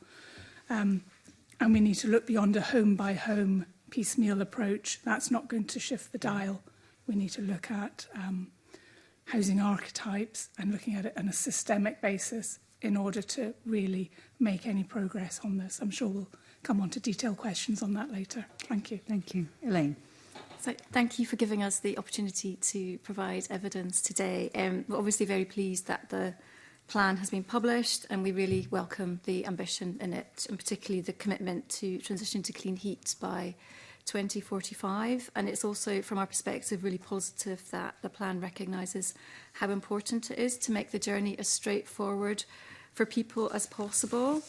And, you know, within that, it's kind of, you know, it's important that, you know, that there's nothing along the way that kind of discourages people from either starting or continuing their journey to installing energy efficiency and clean heat. But many of the actions listed in the plan are the things that the Scottish Government are already doing, and it's obviously really good to see the commitment to maintain existing advice and other support. And, you know, many of these programmes are kind of viewed really positively. They do really good stuff, and they're kind of the envy of other parts of the UK. But we're going to need to see huge increases in the scale of action over the coming decade, and the detail of how that scale up will be achieved isn't terribly clear in the climate change plan. And having that detail is important because it would provide certainty, and having that certainty is really important for scaling up delivery and the supply chain. And it's also important for householders so that they can make informed choices. So, for example, as their boilers reach the end of their lives. So I think it's not totally clear at the moment that whether this plan will actually drive the progress needed. It does look like the detail of how that big scale up will be achieved might be in the heat and building strategy and delivery plan, which the climate change plan, it says will be published at the end of next year. So I think that's going to be a really important publication. Okay, thanks very much. Sean. Thank you very much, Convener, and can I also thank on behalf of the Chartered Institute of Architectural Technologists and also a former colleague, Professor Sam Allwinkle, who's Chair of the Education and Skills Board at the CIET, for our written submission that we gave prior to this. In terms of an ambition, it has ambition in terms of the climate change plan. Is it a plan? Not really. It lacks the detail that you'd expect to see in a plan. It lacks the deliverables of where is the skills investment going to be.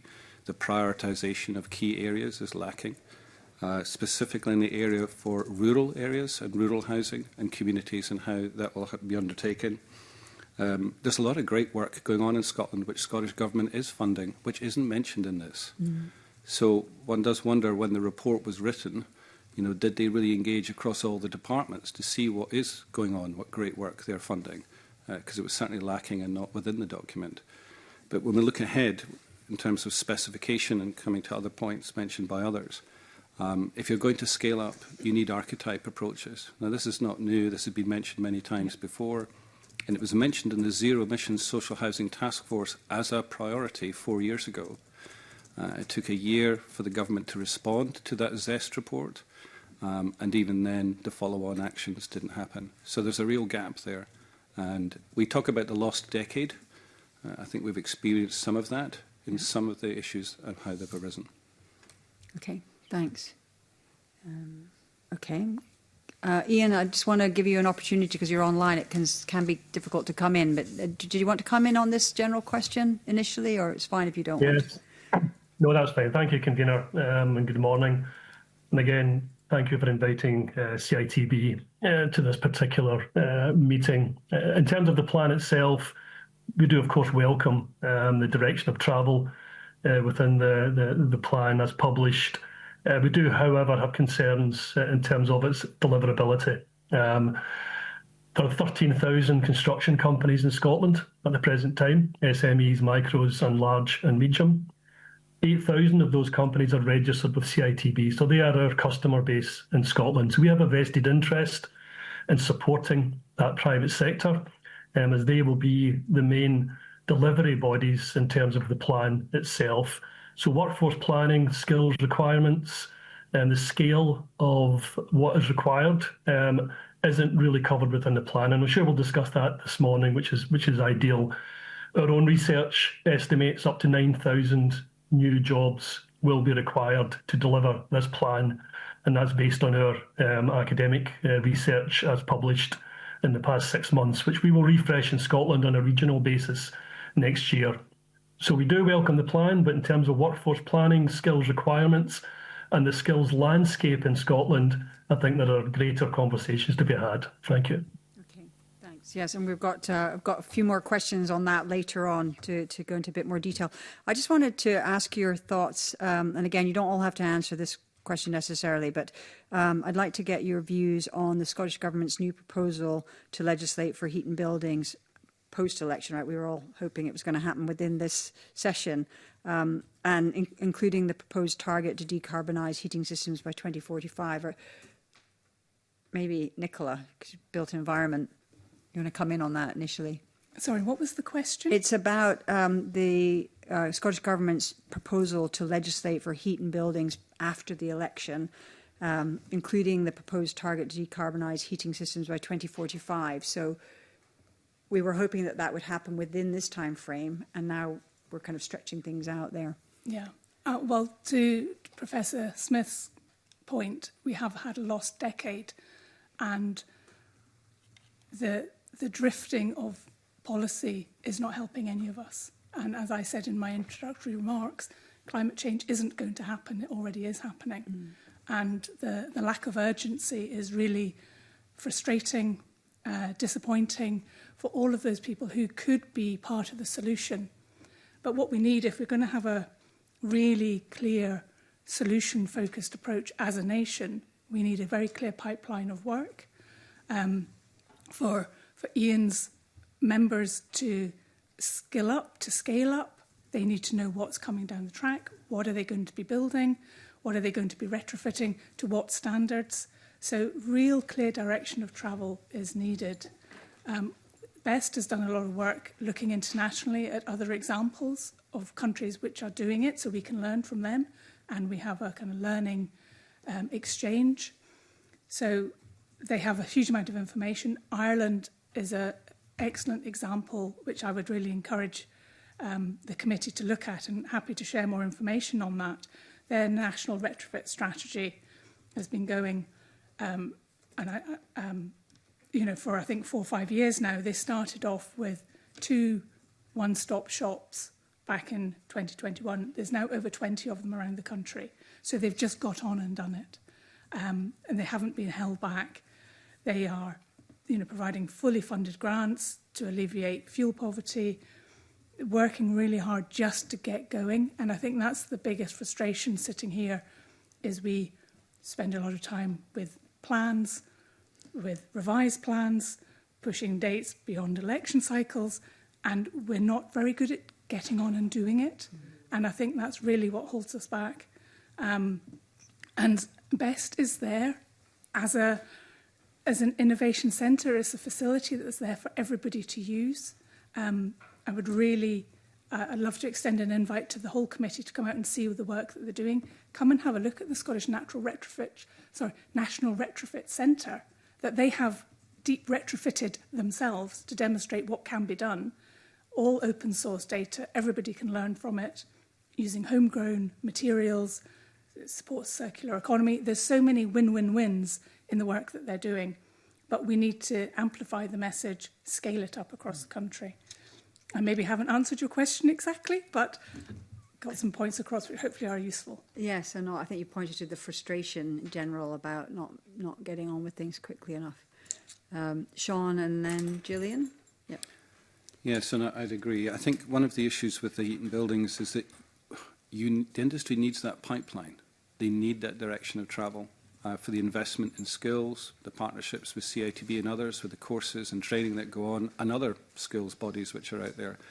And so you then create this void of where will that investment come? Will people take on additional apprentices, or will they wait? And if we wait, then we miss so many months or half a year or longer. I think it would have been useful if they'd even done it in phases. They said, OK, we're going to focus on this type of housing stock, and this is our plan for this. So we could actually crack on with that, and you could start to arrange funding and arrangements and targets, and kept it still quite generic to a point. But previously, of course, there was criticism, understandably, because of the potential of increasing fuel poverty. And so, in part, the government was probably right to take a step back and relook at it. It probably didn't help that the previous consultation draft only had a front cover with heat pumps on it. I'm surprised other industry sectors didn't take the government to court of promoting one technology over others, particularly when there's Scottish manufacturers of other technologies beyond heat pumps that haven't been mentioned at all. The current document of the Climate Change Plan suggests that they will be technology neutral, but throughout the document, heat pumps are predominantly mentioned about 14, 15 times in the main document. So if we really want to drive forward and help the industry with the pipeline, then we need to be able to recognise and illustrate to the sector in that heat and buildings what are the technologies that will be permitted so they can plan and gear up. Yeah. Thanks very much for that. Certainly we've been made aware as a committee that in the fuel poverty space, solar thermal for heating could potentially be very helpful for some existing buildings. Gillian. Thank you. Yes, there's a lot of time and effort and stakeholder engagement gone on over the last few years in relation to the Heat and Buildings Bill, and it is disappointing that it didn't come to fruition, that it wasn't introduced, particularly when, for example, the Climate Change Committee had recognised its potential as offering a blueprint for the rest of the UK. But we are where we are. And we do see the draft Buildings and Heat Network Bill as a starting point that we can build from, subject to whatever happens over the next few months. We do think, though, that the draft bill doesn't go far enough. It's incredibly high level. It's a very short draft bill. There are no interim regulatory triggers, for example, to drive action, similar to the point I made about the climate change plan. There's no detail in there that shows actually how we're going to get there, what the pathway is going to look like, what is going to actually trigger this additional activity. A single heat decarbonisation target of 2045 is good, but it's not sufficient to drive the scale of activity that is going to be needed over the next couple of decades. And again, similarly to the draft climate change plan, there's nothing in the bill that gives that confidence that the target's going to be delivered. Or that decarbonisation of our heating is going to happen and be achieved in a way that's sort of phased and manageable and achievable by the supply chain. And without that sort of phased approach, there's a risk that you end up creating bottlenecks. If we're just gearing towards this 2045 date, there's a risk of creating bottlenecks towards the end of the 2030s, and the supply chain just won't have scaled up appropriately and won't be able to meet that demand. We do think that there should be additional legislative triggers, for example, at the point of sale of a property or at boiler replacement, to make sure that we do have a phased and managed transition. And in terms of the sort of energy efficiency elements of the draft bill, that part of the bill gives huge powers to ministers, but they're not particularly well specified. And doesn't give any sort of assurance or certainty that the powers will be used or used appropriately. So it really doesn't add anything to the debate.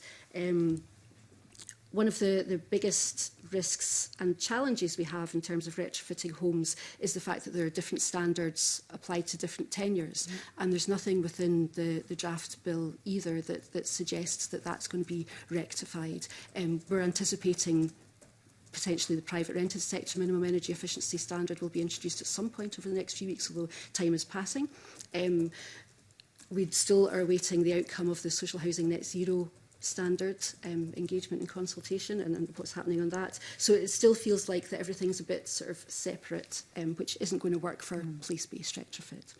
And just final point on the draft bill on the heat network side of things. Again, it gives powers to ministers, fairly broad powers to ministers, but there's very little focus on the community, the consumer end of this, and tackling fuel poverty as part of rolling out of heat networks. So it's a start. It's early days. It's only a draft bill. It's a starting point, but one that we would say needs a lot of work. Okay, thanks very much. And Ian. Yeah, thank you. The more the net zero timeframe is compressed, the greater number of workers will be required to achieve it. And that's a simple market kind of fact. And I think I would reiterate what colleagues have said on the call. Confidence for business is everything, really.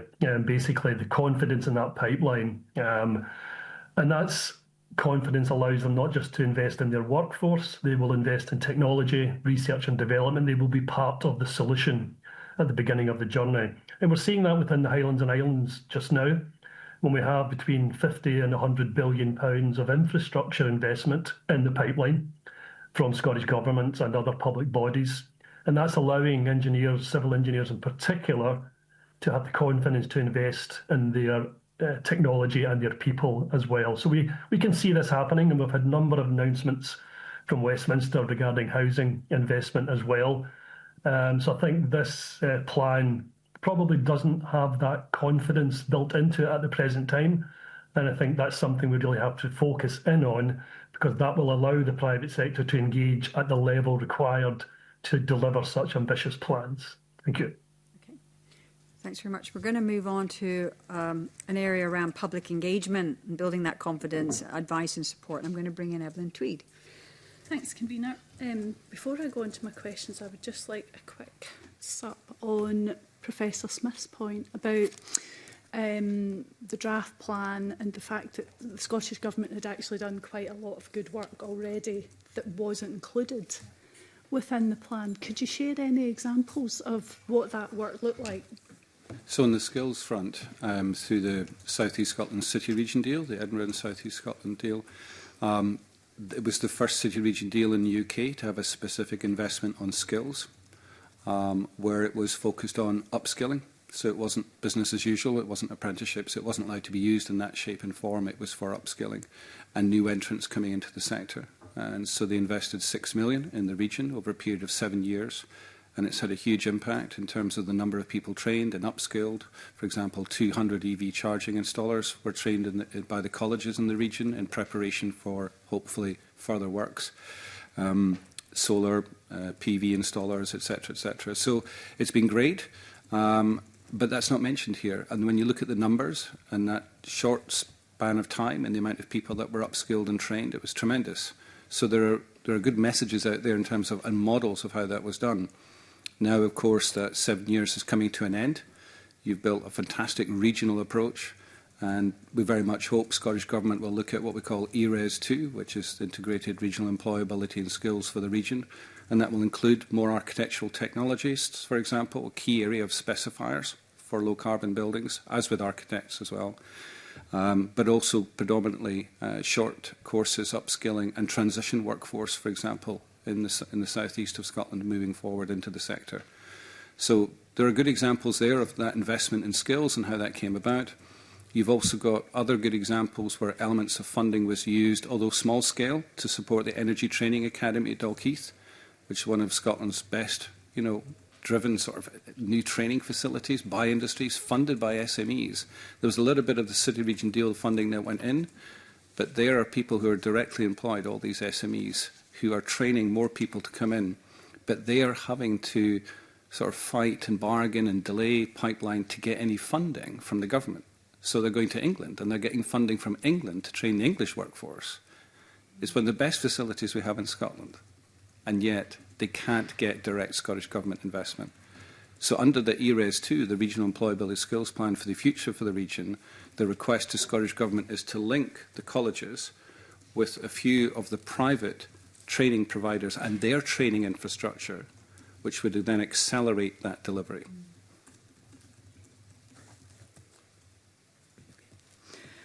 Thanks for that. To move on to my next question, do you feel that the draft climate change plan provides a clear plan for public engagement in the building sector to enable behavioural change? Gillian? Thank you. No is my short answer. Okay. To elaborate a little, the Scottish Government did publish a public engagement strategy back in December 23, but we've not really seen a great deal of progress since then. The Existing Homes Alliance and others have been talking for years about the importance of public engagement and raising awareness, which should come way in advance of any regulatory intervention, so people are warmed up for it, people are anticipating and understand why regulation is being introduced and what it's intended to deliver. There's stacks of research that shows how critical awareness raising and public engagement is, and also identifies where the gaps are. The Existing Homes Alliance carried out some research a couple of years ago with BEST that looked into this, and the Climate Exchange has also commissioned research into this. So we know what needs to be done, we know what the gaps are. One of the really important things that the climate change plan, I think, needs to be doing, and subsequent documents need to be doing, is recognising the fact that people are motivated by different things. So public engagement should be appealing to these various motivating factors. And we'll come back to this when we're talking about other things later on, I suspect, about sort of incentives and things. But a lot of people will be motivated, for example, by warmth and comfort. So we need to be raising awareness of the potential benefits for households in terms of improving the levels of comfort through making their home more energy efficiency and decarbonising their heating. For some, financial benefits will be the main sort of motivator. So we need to be engaging specifically in sort of raising awareness of the financial benefits, both in terms of property valuation, but also in terms of potentially lower running costs if it's done well. And for others, climate will be a motivator.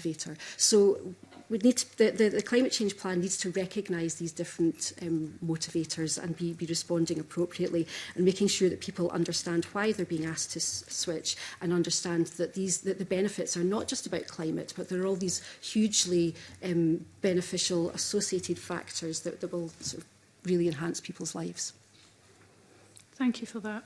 And how effective is the existing framework of advice services for energy efficiency and heat decarbonisation? And what scope is there for maybe improving and developing these services? Elaine? I can go first. So obviously Energy Saving Trust, we deliver the Home Energy Scotland Advice Centre on behalf of the Scottish Government. That provides advice to householders across Scotland on energy efficiency, clean heat, water saving, renewables, and it also is the kind of it's the referral route into Scottish Government grant and loan schemes and also fuel poverty schemes like the Warmer Home Scotland scheme. So it's a really successful scheme. It provides advice to around about, I mean, it varies every year, but I think the latest figures are around about 95,000 households a year, has consistently high levels of, you know, people that use the advice service, rate it really highly. It results in a lot of people taking action. So I think the figures are around about 40% of people that get advice, verbal advice from Home Energy Scotland, go on to install at least one measure, and another 40% say that they're going to install something within the next year. So, you know, it does lots of really good stuff and has a big impact. I think, obviously, the existing advice services deal with the level of demand that we have at the moment. But, you know, if we're going to meet climate change targets, that demand is going to, you know, to skyrocket if, you know, if we're going to get enough installations of clean heating and energy efficiency in. So that kind of suggests that, you know, we're going to need to, you know, approaches to advice need to change. And I think, yeah, delivering that scale of advice, I mean, doing things differently. So, for example, things like offering more digital self-service options so that people that, you know, can take themselves through the journey, people that can use them, do use those kind of self-service options so that support remains accessible and affordable for everyone. And it means that people that need that extra bit of support can access it. So, you know, I think, yeah, advice will need to change over the coming years, definitely, in order to be able to cater for the huge increase in people that will need it. Professor Smith. Skills was mentioned once in the main document. Consumer wasn't mentioned at all in the main front document. So that was a sort of disjoin, although it was mentioned later on about occupants. But the element of the consumer or risk to the consumer also in the awareness engagement really wasn't detailed. Part of the reason the industry is quite keen on archetype solutions is then you can actually go to the public and say, here is your typical house. It could be a timber frame, it could be a 4-in-a-block, it could be a tenement. Here was before and after. Here are different types of solutions, different types of technologies or measures. And that's why we set up it's funded by the UK government, the Centre for Net Zero High Density Building. So Scotland's in quite a difficult position versus the rest of the UK. And we have a very high proportion of flats, 38%. But Edinburgh and Glasgow are 68 and 73% flats. Now, your highest quantity of low income or key workers are in flats. Yeah. And yet the area that is least offered for advice is probably the area around flats. So we hope through our partnership with BEST and other organisations, we're testing various archetype solutions to try and drive that forward. And then all of those would be published, those solutions, via Retrofit Scotland's website, which BEST manages. So instead of us going off and publishing something in a different location, we've all agreed across the universities, Glasgow, Strathclyde, Napier, University of West of Scotland and BEST, that we would use Retrofit Scotland to help the consumer see before and after. The one thing I would add to that is in terms of the consumer, and this document so much about heat and not about climate change, as there's so many other things we need to do to our buildings to get them right. And if you speak to some of the installers which are out there, they're really concerned, as is Historic Environment Scotland, about the levels of moisture that are in buildings. And actually, we should be doing more building conditions surveys before undertaking any works of any grant funding, given the scale of what's there. And the final thing in terms of consumer, I would say, is the document doesn't even refer once to health and safety. We are on the electrification enlightenment. Years ago, we had gas installers. You knew it was a Corgi fitter. Now it's a gas safety register you go to find out if that's, you know, the correct person. There is nothing to advise the consumer at the moment. Where do they go to find out that the electrician that's come to their door, that he or she is on a registered list of approved contractors? When you look at the battery technologies that are going into housing, the fire risks resulting from that, with the lack of guidance that's out there, in 10 or 20 years' time, our future generations, or even our future predecessors, will look back and say, why didn't you do it? So I think we need a bit more stronger consumer safety, and that wouldn't be difficult to do. We have major organisations like Select and other electrical and other industry sectors who'd be probably quite happy to be listed on that, that government-accredited website, and then you could go in and check that the installer. And just to finish off, if I may, A few weeks ago, I went to see someone. They just moved into a house. It was an existing house, 1950s build. And they said their cooker wasn't working properly. So I went in. This is quite a learned person. I started to look at the cooker. Something wasn't right. It was sort of switching and clicking all the time. I said, where's the switch for the cooker? They said, there isn't one. I said, where's the plug for the cooker? There isn't one. So it was on an island that someone had built in the kitchen. We then ripped off the skirting boards and found the fridge, the freezer, and the cooker into one extension socket, into one socket, wired in directly to the wall. So we start to ask the question, if we're not getting basic safety right in signing off buildings for sale or for rent, which is a standardised approach, look at the amount of electrical operations and works that are coming into buildings. We need something there to help and protect the consumer. Thank you. Just to build on some of that, actually, HES is an excellent foundation. It's a brilliant starting point. It is a service that is universally available to anyone, and it has been the envy of the rest of the UK for some time. But as Elaine said, demand will need to increase over the next few years, and the way the system is structured just now, HES would not be able to respond to that demand, even with increased digitisation of services. The scale of demand is going to be such that HES wouldn't be able to respond, and the type of demand is going to change as well. So whilst that's the sort of the advice and support you get through HES will be sufficient for many households. For a large number, they will need more intensive engagement. And actually, coming on to some of the points that Professor Smith was making there about safety and assurance, the idea of a sort of one-stop shop or a retrofit agency that people could access and get sort of end-to-end support. So they would know that they want to retrofit their home, they would visit this one-stop shop or retrofit agency, they would work with them to develop an appropriate plan for their property and help to implement it and project manage it. So it's building on what we've already got, but trying to plug some of the gaps in service provision. There are some organisations already beginning to provide that service.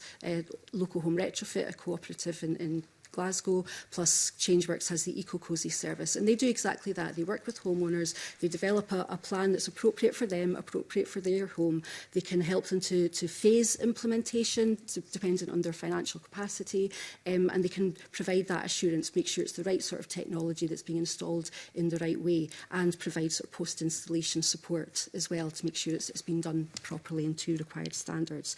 These kinds of services, they are provided in other parts of the UK as well, in other parts of Europe. They're coming increasingly preeminent in parts of Europe as they move towards meeting minimum standards. And they're chargeable services. They don't need to be paid for by the public purse. But going back to the point about regulation, these kinds of services, like the whole supply chain, they will only be able to thrive and grow and start to meet growing demand if that demand is there. And that demand needs to be driven by the introduction of regulations that set out clearly what it is people are going to need to do over the next couple of decades and by when, so that then the whole supply chain, including these retrofit agencies, can step in and say, right, we're going to help you to do that. We've got the confidence to invest in growing our businesses and help to get us there. Thank you. Just to add on to that, I think we all agree that we need to ramp up the public awareness, a campaign that really makes people aware of their responsibilities towards their buildings, the repairs and maintenance they should be doing, making sure that they have trusted contractors coming in and working with them. We all know that we have some of the leakiest buildings in Europe. We lose 3 times more heat than Germany on average in our buildings. So it's not just a case of replacing a carbon-intensive heat source with an electrified heat source. It's about making sure that we have less drafts, that we have, really good quality insulation in our roofs, in our walls, whatever needs to be done. But if we are going to ramp up the public awareness, not only do we have to make sure that the one-stop shops become regionalised and are, we have, as Sean was saying, about tenements and flats across Central Belt, but if we go into the rural parts of the country, we're talking about single dwellings, not on a gas supply, with different forms of construction. So if the information is regionalised and is much more contextual to the area and also the weather conditions to different parts of the country. We shouldn't forget that. The West Coast, obviously, much wetter than the East. So we need to do that, but then we also need to make sure that we are ramping up all of that advice and knowledge and availability of a resource at the same time we're ramping up the skilled workforce. Because if we don't do both in tandem, we'll end up with a very well-educated kind of electorate who then can't get the work done in the timescales that suit them. So we can't do one without the other, so it's got to be a systemic approach to this and really making sure that we're getting the skills in place. But you also can't upskill the workforce before the pipeline of demand is there. SMEs will not spend the money, will not take their staff off building sites to go and be trained unless they think there's a real clear pipeline of economic work where they can grow their businesses. So doing one without the other is not going to work either. So we've got to think of it all in the round. Thanks. Continuing with the theme around public engagement, advice and support, I'm going to bring in Fulton McGregor, who's joining us online, and he's got a number of questions. Fulton.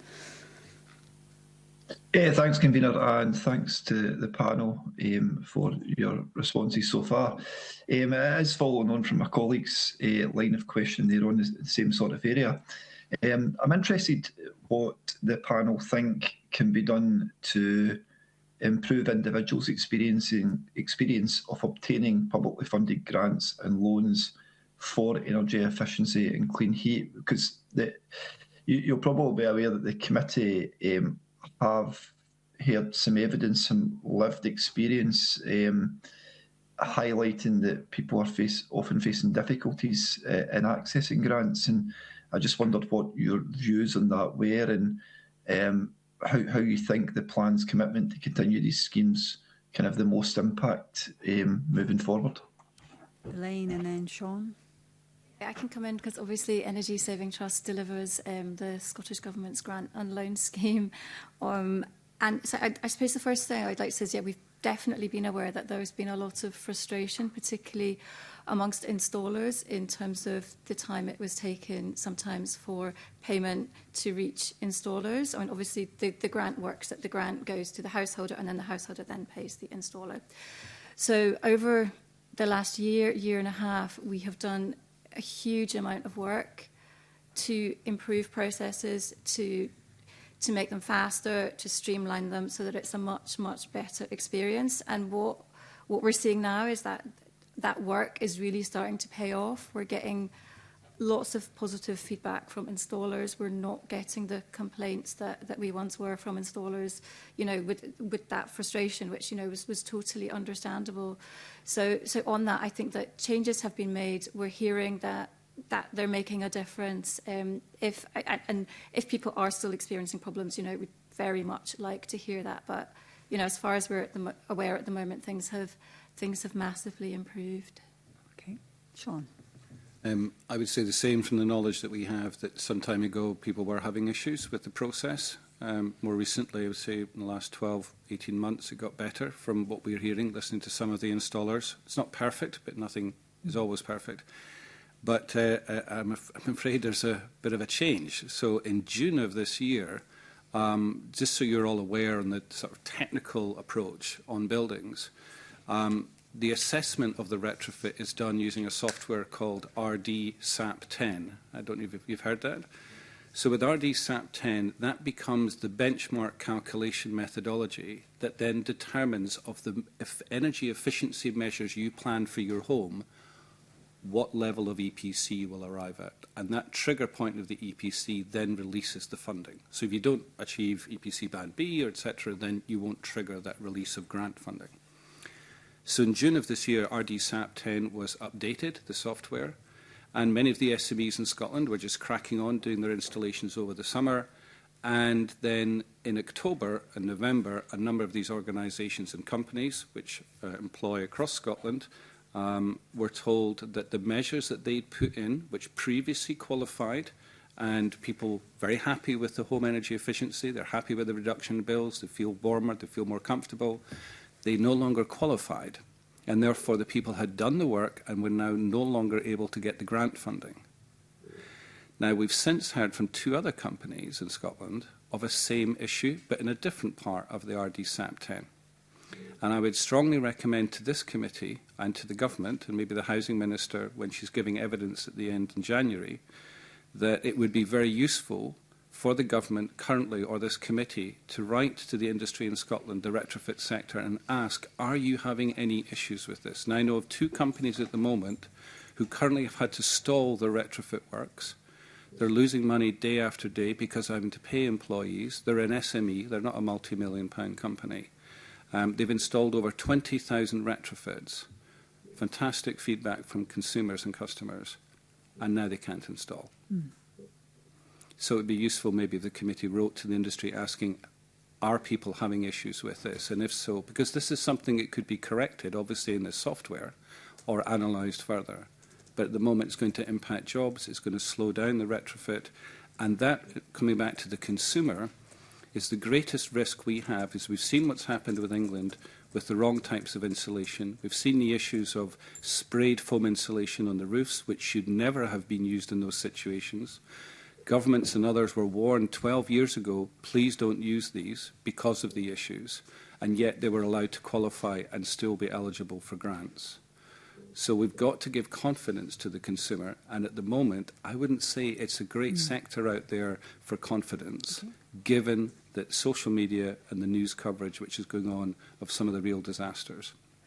Okay, thanks for raising that issue to bring that to our attention. I think we'll pick up on that. I'm surprised that the government hasn't already been made aware, but we can check on that. Yeah, just to be fair, these companies have only noticed recently in the last few weeks as the qualifiers didn't qualify for the funding. Right. So their customers have written to them to say, we no longer qualify now. Right, yes, which must be incredibly frustrating as well. Fulton, do you want to continue with your questions?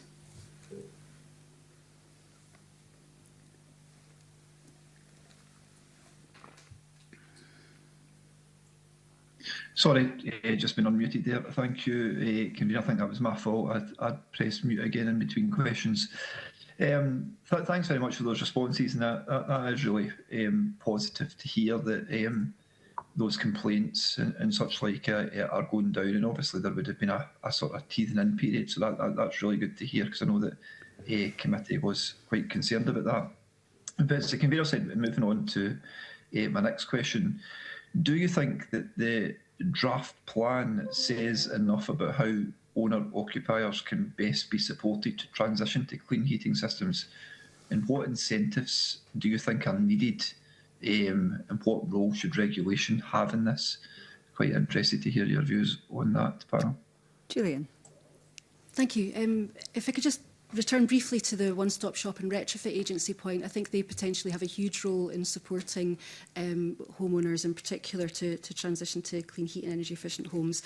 And there's 3 fairly quick and relatively straightforward changes the Scottish Government could make, I think, to the existing advice and support framework that would enable these services to grow. If we park the regulation side that I talked about earlier, if Home Energy Scotland was enabled to signpost customers to organisations that I talked about earlier, the one-stop shop services, that would help to generate the demand that would make sure people were getting the level of support that they needed. Obviously, there would need to be some sort of quality assurance framework sitting behind that, but that could be built on some of the existing standards. Policy certainty, as I said, is the second point that's absolutely critical to demonstrate that there will be future demand. But thirdly, by making these project coordination costs eligible for grant and loan funding, that also has the potential to help enable these organisations to scale up. In terms of incentivising action amongst homeowners, clearly one of the biggest incentives would be reducing the gap between the cost of electricity and gas, and we can't get away from that. But even now, a well-installed heat pump, for example, should not be more expensive to run than a gas boiler because of the higher energy efficiency of the system. And even in advance of the UK Government addressing that so-called price spark gap, there are things that the Scottish Government and industry could be doing just now to incentivise action. In terms of, I talked earlier about people being motivated by different things and will respond to different sort of motivating factors. They'll also respond to different incentives, and it's really important to recognise that. So, for example, people who are motivated by warmth and comfort. There's potential for industry-led incentives such as a warmth or comfort guarantee, and that can be provided by the installer. So, for example, ERA heat pumps that's based in Stirling, they offer a 15-year comfort or performance guarantee that guarantees that your home will be sitting between 18 and 22 degrees, irrespective of the temperature outside, and they also guarantee that the heat pump will be 4 times more efficient than a gas boiler. So by addressing some of the concerns people have, industry can actually provide some guarantees that will incentivise action. I talked earlier about the incentive around property value. There has been research by Santander and Savills over the past couple of years that have found that clean heating and energy efficiency can increase the value of a property. So perhaps that motivation, along with products such as green mortgages that are offering lower interest rates, these would work as appropriate incentives for some. For others, it might be that some sort of rebate or discount on LBTT or council tax rebate could be sufficient, and grants will always play a role. Even relatively small grants and loans can be sufficient to trigger action amongst some. For example, I know that a lot of private landlords, the loan that's available to them, that is sufficient to just trigger them and kick them into taking some action. So a range of incentives is needed. Upfront cost will always be a significant barrier, so that the main action that's needed to try and to encourage most people to take action is probably about addressing that upfront cost barrier. And that's where the Scottish Government potentially has a role in looking at working with the finance industry to develop financing mechanisms that overcome that hurdle. Products such as heat as a service, whereby the homeowner enters into a contract for purchasing heat or level of comfort, similar to a mobile phone contract, is a solution that can help overcome that upfront cost barrier. Okay, thanks very much. Sean? Just a brief one on incentives. I think the big area is the 55% of the stock, which is privately owned. And the vast majority of people who have fully paid their mortgages are probably in retirement and so have limited funds available. So one could incentivise them, but what would be attractive to them? If they have a limited amount of pension or a limited amount of assets to call upon, is there a mechanism we've seen on the new build side where the government intervened in the Help to Buy? So is there a scheme you could introduce as a help to retrofit, where at some point at the sale of that property, the 5 or 6% of the value of the property, what it cost, was then in the interim subsidised by the government for the works, and then the government recuperated that money at a later date? Then people aren't exposing pensions and their savings that they have, and we're actually all achieving the direction and goal that we'd like to achieve. But it's not at a great risk to the elderly population that don't have that flexibility of income. Okay, Nicola. Just following on from that, again, if we are going to be using grants, we need to make sure that we're paying for the right thing. So again, it's this holistic view of the whole building and not replacing a gas boiler with a heat pump without doing the full assessment of the home. Because if we are speccing a heat pump without doing the insulation and the retrofit that's required, you end up putting in the wrong thing and there could be abortive work. So making sure that the money spent is going on exactly what is needed to future-proof the home. And that will then cause the home to be of higher value. The opposite is the case if you do it wrong, as we've seen, and you end up with properties which become in worse conditions. So we've just got to be really careful that the money is being spent in the right way. But I agree that there is something that we can be doing, whether it's interest-free loans coupled with grant that allow people to pay for this. You know, we all know that financially people are not well off, but we have a lot of homeowners that don't have access to ready cash to be paying for things. And again, the older population are maybe less concerned about a 30-year payback period because they're probably not going to be here in 30 years' time. So they've got less incentive immediately to do anything. They're more likely to turn on the gas fire or something to heat the home today because that's what they need today. So we need to think of messaging for different age groups, different housing typologies, and again, the different tenures will be driven by different forces as well. Okay, thanks. I'm going to ask Fulton to, we're just getting a bit tight for time, so I'm going to ask Fulton to ask his next question, which is kind of still in the space that we're talking about. Fulton, do you want to come on in? Yeah, thanks, Convener. I realise that the time is quite tight. I just wanted to ask finally then whether the panel think that the draft plan is clear about the funding required to decarbonise buildings, and that's split between private and public finance, and how best limited resources should be targeted. So quite a lot in that there, but I thought I'd just put it all in together in the interest of time. Thanks. Anybody? Sean?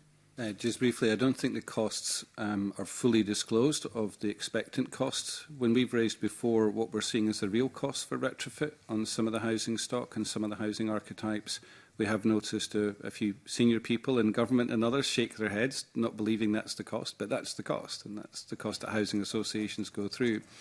One of the mechanisms to reduce the cost is through archetypes approach. So there were 6 housing associations in the south of Scotland who had partnered together to actually develop archetype solutions on key archetypes and then share that data and then share it with the rest of Scotland to say, and sort of engagement and planning. And we just heard this morning they didn't get the funding. So there's lots of people out there wishing to partner and deliver on this. The funding they applied for was the Borderlands energy transition. Apparently it was too risky a project. So if the best of the best housing associations with their best technical specifiers and their architectural technologists can't get the grant funding to deliver solutions for everybody, then that strikes a chord that it's not joined up. Yep. Okay, thanks for that. Gillian? Thank you. Just building on that, the costs are going to be significant, and we've said for some time that these can't be entirely met by the public purse. There's going to have to be a range of financing mechanisms to support the cost of this. There will always be a role for Scottish Government grant intervention for those who need it, and we need to make sure that there is a very targeted approach to make sure that anyone in fuel poverty is not excluded from this transition. So that's I don't know if we're going to come back onto fuel poverty at some point in the future, but I think that the key elements here in terms of financing the transition is that we should be scaling up the existing fuel poverty and energy efficiency programmes, because they're delivering well, they're killing several birds with one stone in that they're targeting fuel poverty, they're reducing emissions, plus they're enabling supply chains to, because they've got this visible pipeline of work, they can start to invest in scaling up and training. And these will be the skills that will be needed for everyone else to be able to retrofit their homes over the next decade or two. Other financing issues, as I say, grant will always be required to some extent, but we need to be looking at developing other place-based approaches that will start to bring down the cost, as Professor Smith was talking about, but also other financing mechanisms that can help address the not insubstantial costs for homeowners. Mechanisms such as property-linked finance, for example, which where the debt rests with the building rather than the individual owner, so it passes on to subsequent owners, recognising that future owners of the property will benefit from that investment. So it acts as an incentive for the existing owner who may not see themselves having a long-term future in the property, but also helps to free up the capital to carry out the works. Great, thanks very much. We're going to move on into our next and final theme on skills and training, and I'm going to bring in Alexander Stewart. Thank you, Convener. We already identified that there is an existing skills gap, and in some of the questioning we've had this morning, you've gone into some of that detail. But it would be interesting to get a flavour of the routes to upskilling and ensuring that there is opportunities and incentives for workers, especially younger people, to come into the career and start that. Because if the gap already exists and we are struggling to maybe try and find individuals to reskill and uproot, how do we manage that? And I know, Ian, you've touched on some of that this morning when you gave us some of the figures. So what is required for that to happen? Because if it doesn't happen, then we will continue to see that skill gap grow.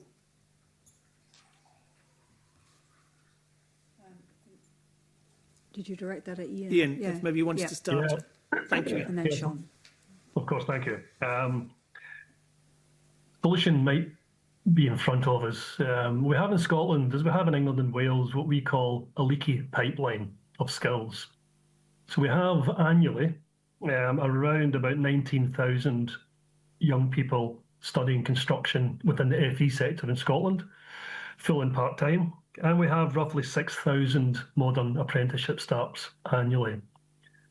We estimate of those 19,000 learners, perhaps 30% get employed within the sector, and within the modern apprenticeship programme, we lose 30% of our apprentices within the first 12 to 18 months. So that's about 1,800 young people leave the sector. So the leaky pipeline basically shows us that there is no shortage of young people wishing to enter into the sector of construction.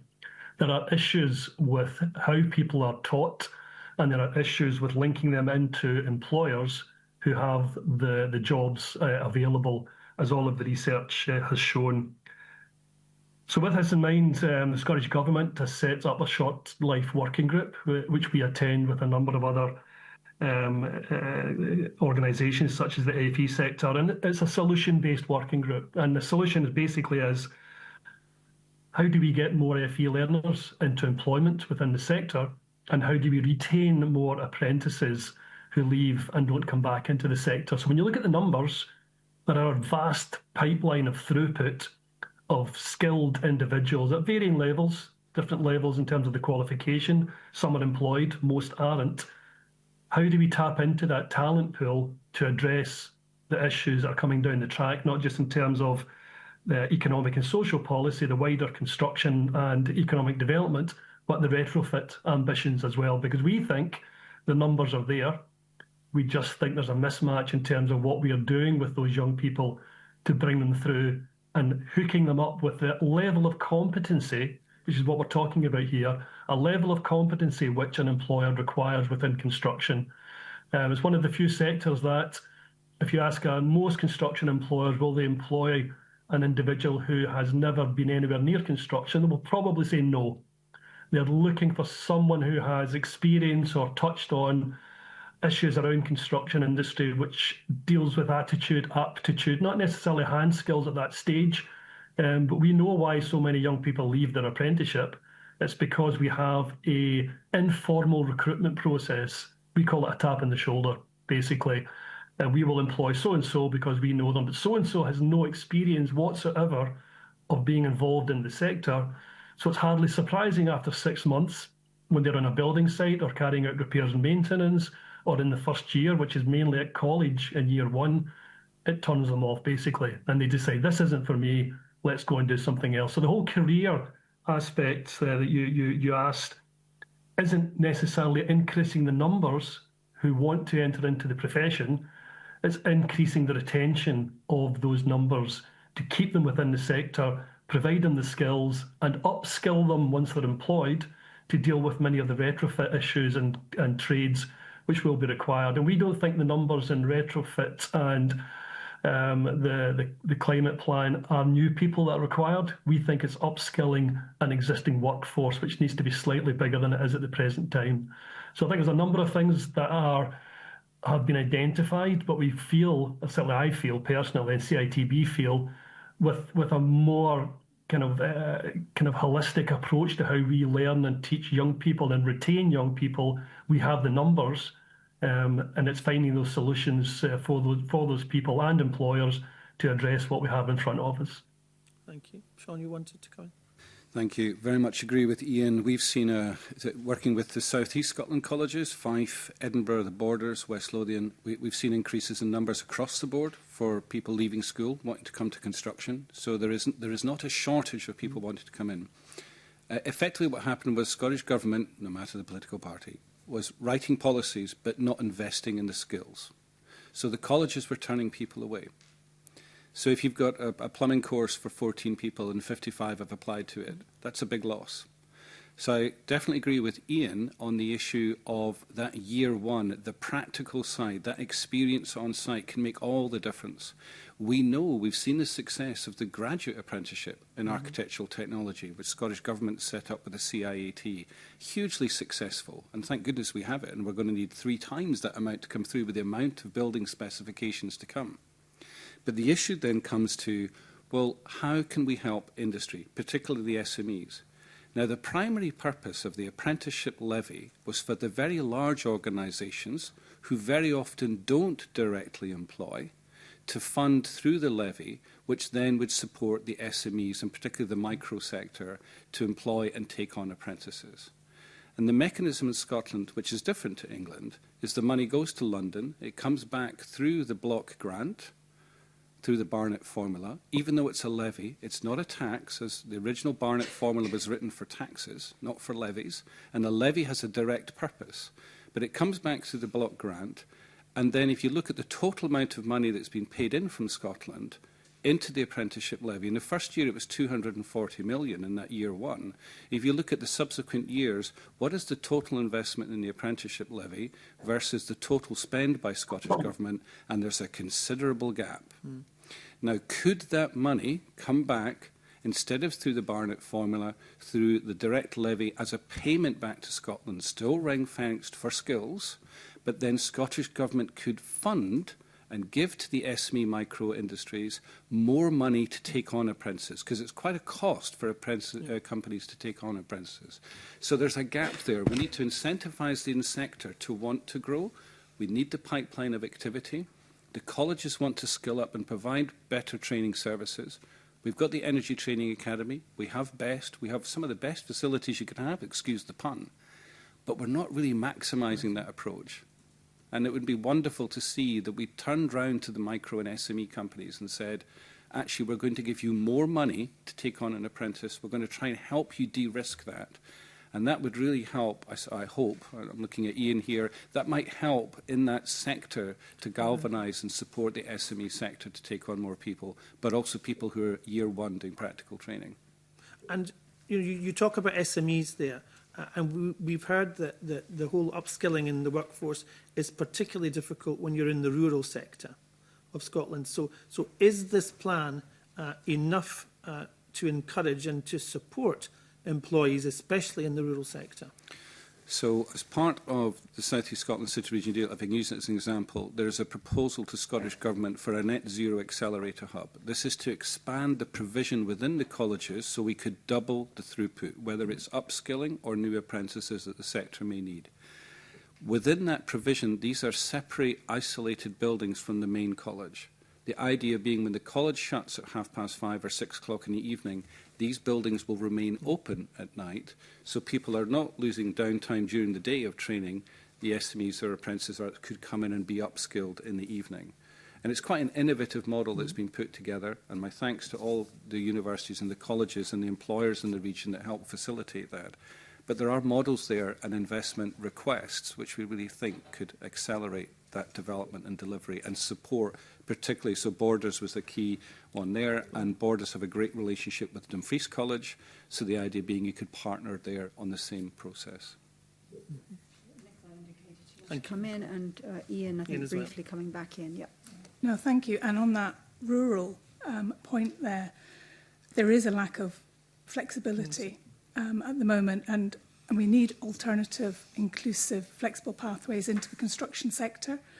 We need to look at upskilling, reskilling, and actually including groups who are traditionally underrepresented in construction.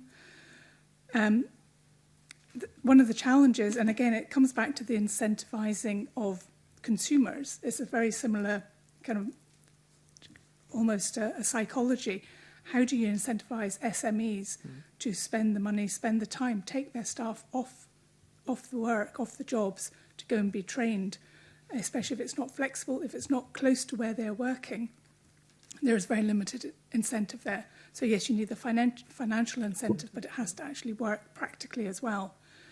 And the policy volatility that we've had, the stop-start nature of policy and this lack of long-term clear direction that creates a pipeline disincentivises an SME to actually put any investment of time or money into skills, accreditation, the cost of new equipment, all of that. In terms of what BEST can do to help, Sean mentioned that we have training facilities at the centre in Hamilton. We do a low-carbon passport, which is course designed for people who are either existing professionals or new entrants, understand what is going to be needed in the future in low carbon. We do building physics modules for people, again, who have been in the industry for years, but maybe don't understand how the entire building works. So you can come in and learn how does the element that I add into this building, what does it do for the rest of the building, so we can avoid issues in the future, such as damp and mould, by people not understanding the knock-on impacts of what they're doing. And we have retrofit training rigs, which are set up with all different types of archetypes, of different types of building styles within the factory that people can come and practice on. So they're not making mistakes out in the real world with actual customers' homes. They come in and try it in the factory. But we're just one factory in one part of the country.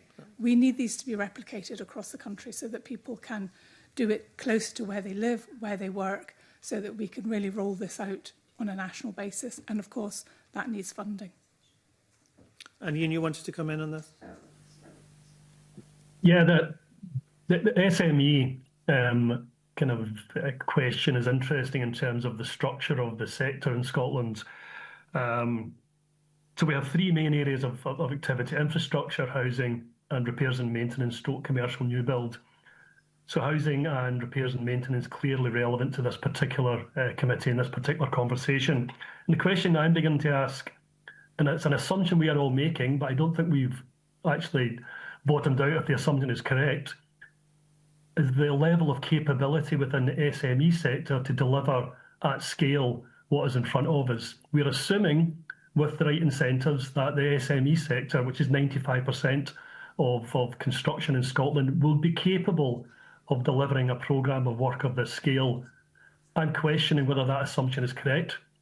Do we have the knowledge, the evidence that there is capability there? We know there's numbers there, but that's very different from capability. I'm interested in Sean's thoughts in terms of any research or economic research that's been carried out in this space, because if it isn't capable or is unwilling to step up, who will step up? Are we looking at medium and large companies? But they, again, employ literally tens of thousands of SMEs within their supply chain, so there's no getting away from the fact, is the capability there? Because if the capability isn't there, and we understand why it isn't there, then we can perhaps look at a solution for the SMEs to become more involved. Thank you. Thank you, Convener. Thanks very much. And that brings us to the conclusion of our questions for this morning. Many thanks for joining us in the discussion. I feel like we could have gone on for a bit longer and dug into some of the things that you were talking about, but certainly we can come back to you in writing if we need to do that. So that concludes the public part of the meeting, and we're going to move into private. Thank you.